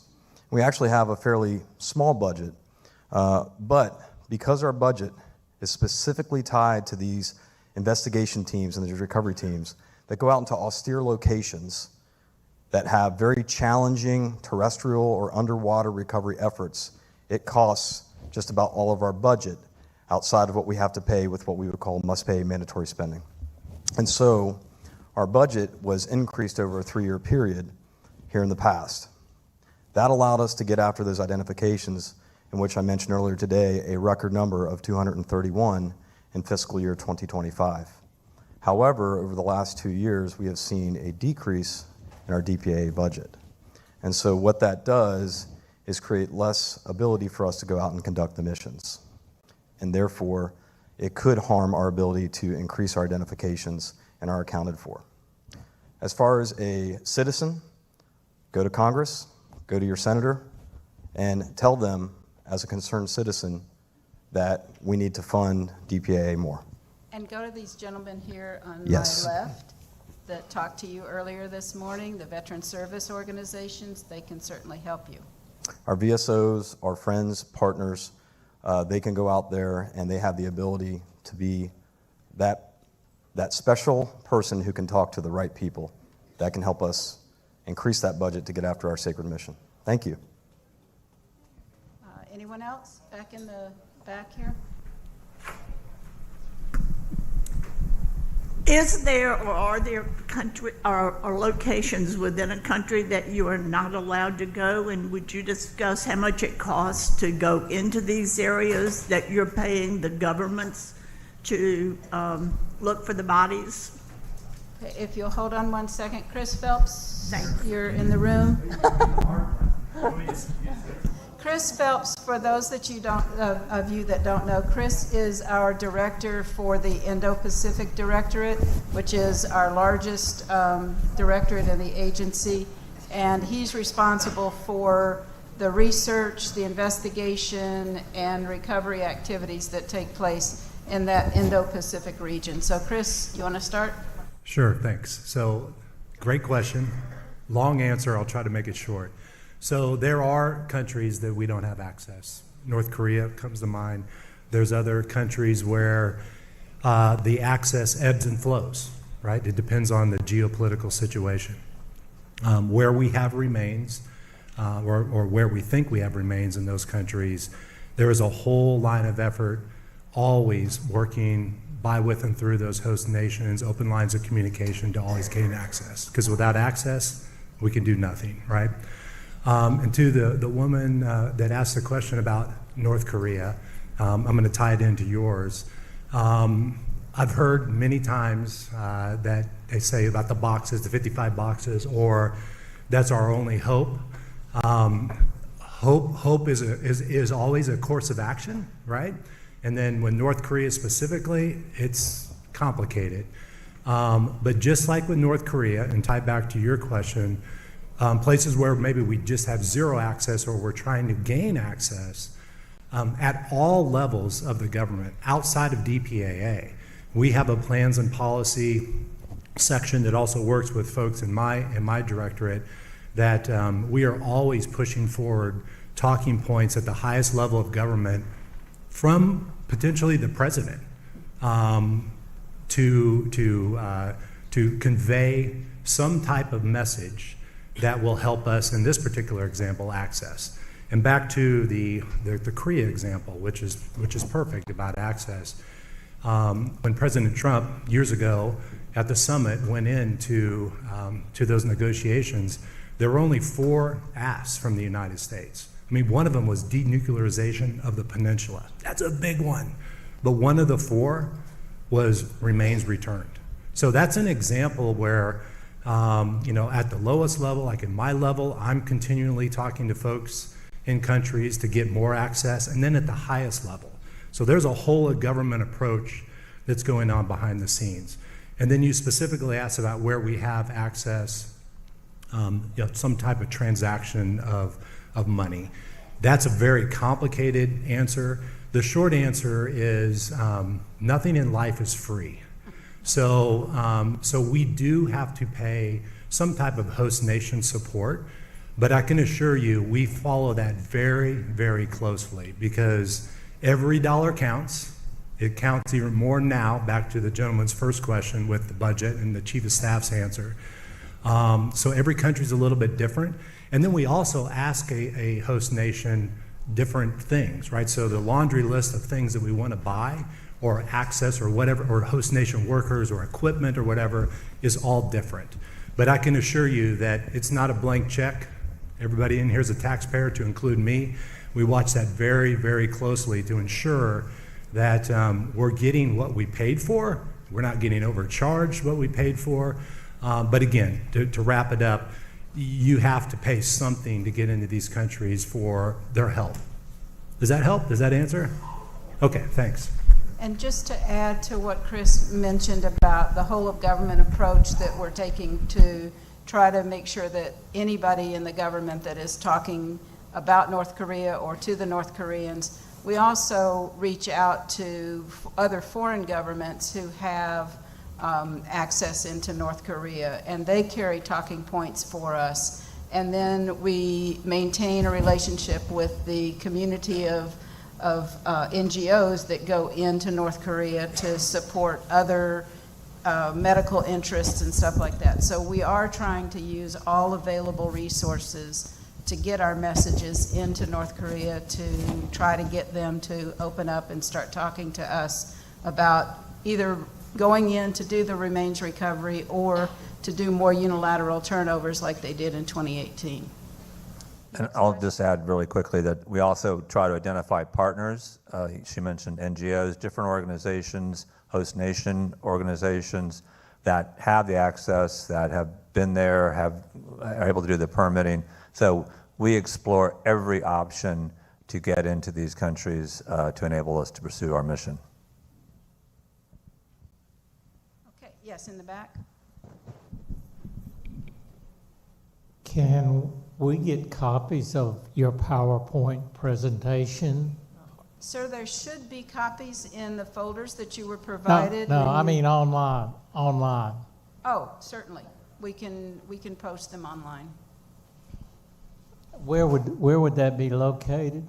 They would be posted on our DPAA website, and there should be, in the paperwork that you received, there should be a link. Or if you just Google DPAA or Defense POW Accounting Agency, you can get to our website. Thank you. Mm-hmm. Anybody else? Oh, okay, back over there.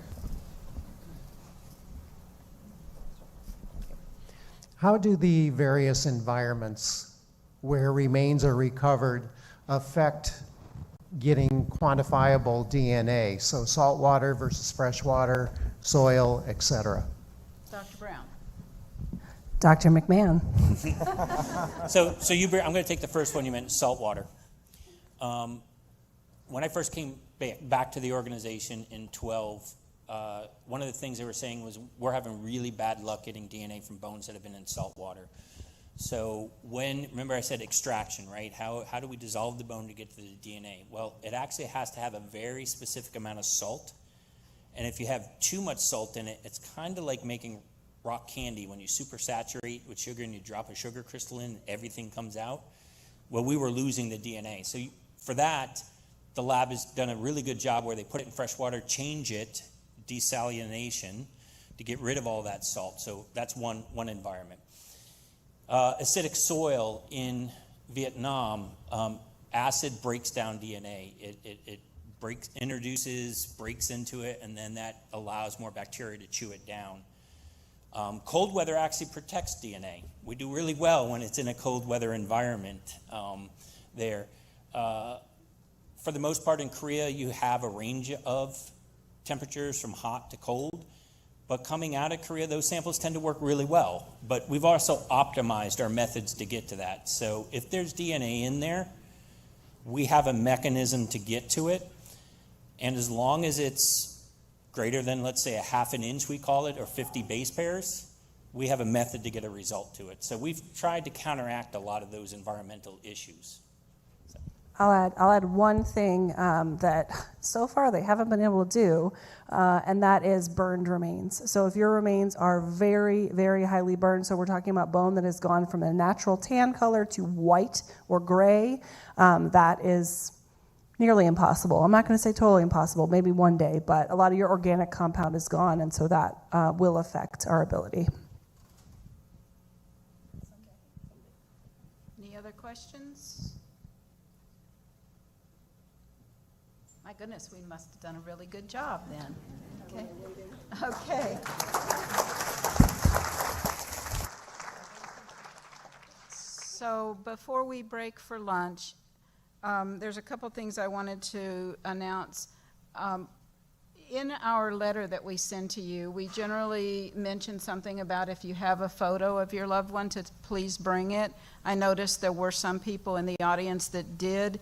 If you could get with our photographer and he can take a photo of those pictures, because we don't have, especially for World War II, we don't have all of the photos of your loved ones, and it helps tremendously in our processes. So, Ian, where's our photographer?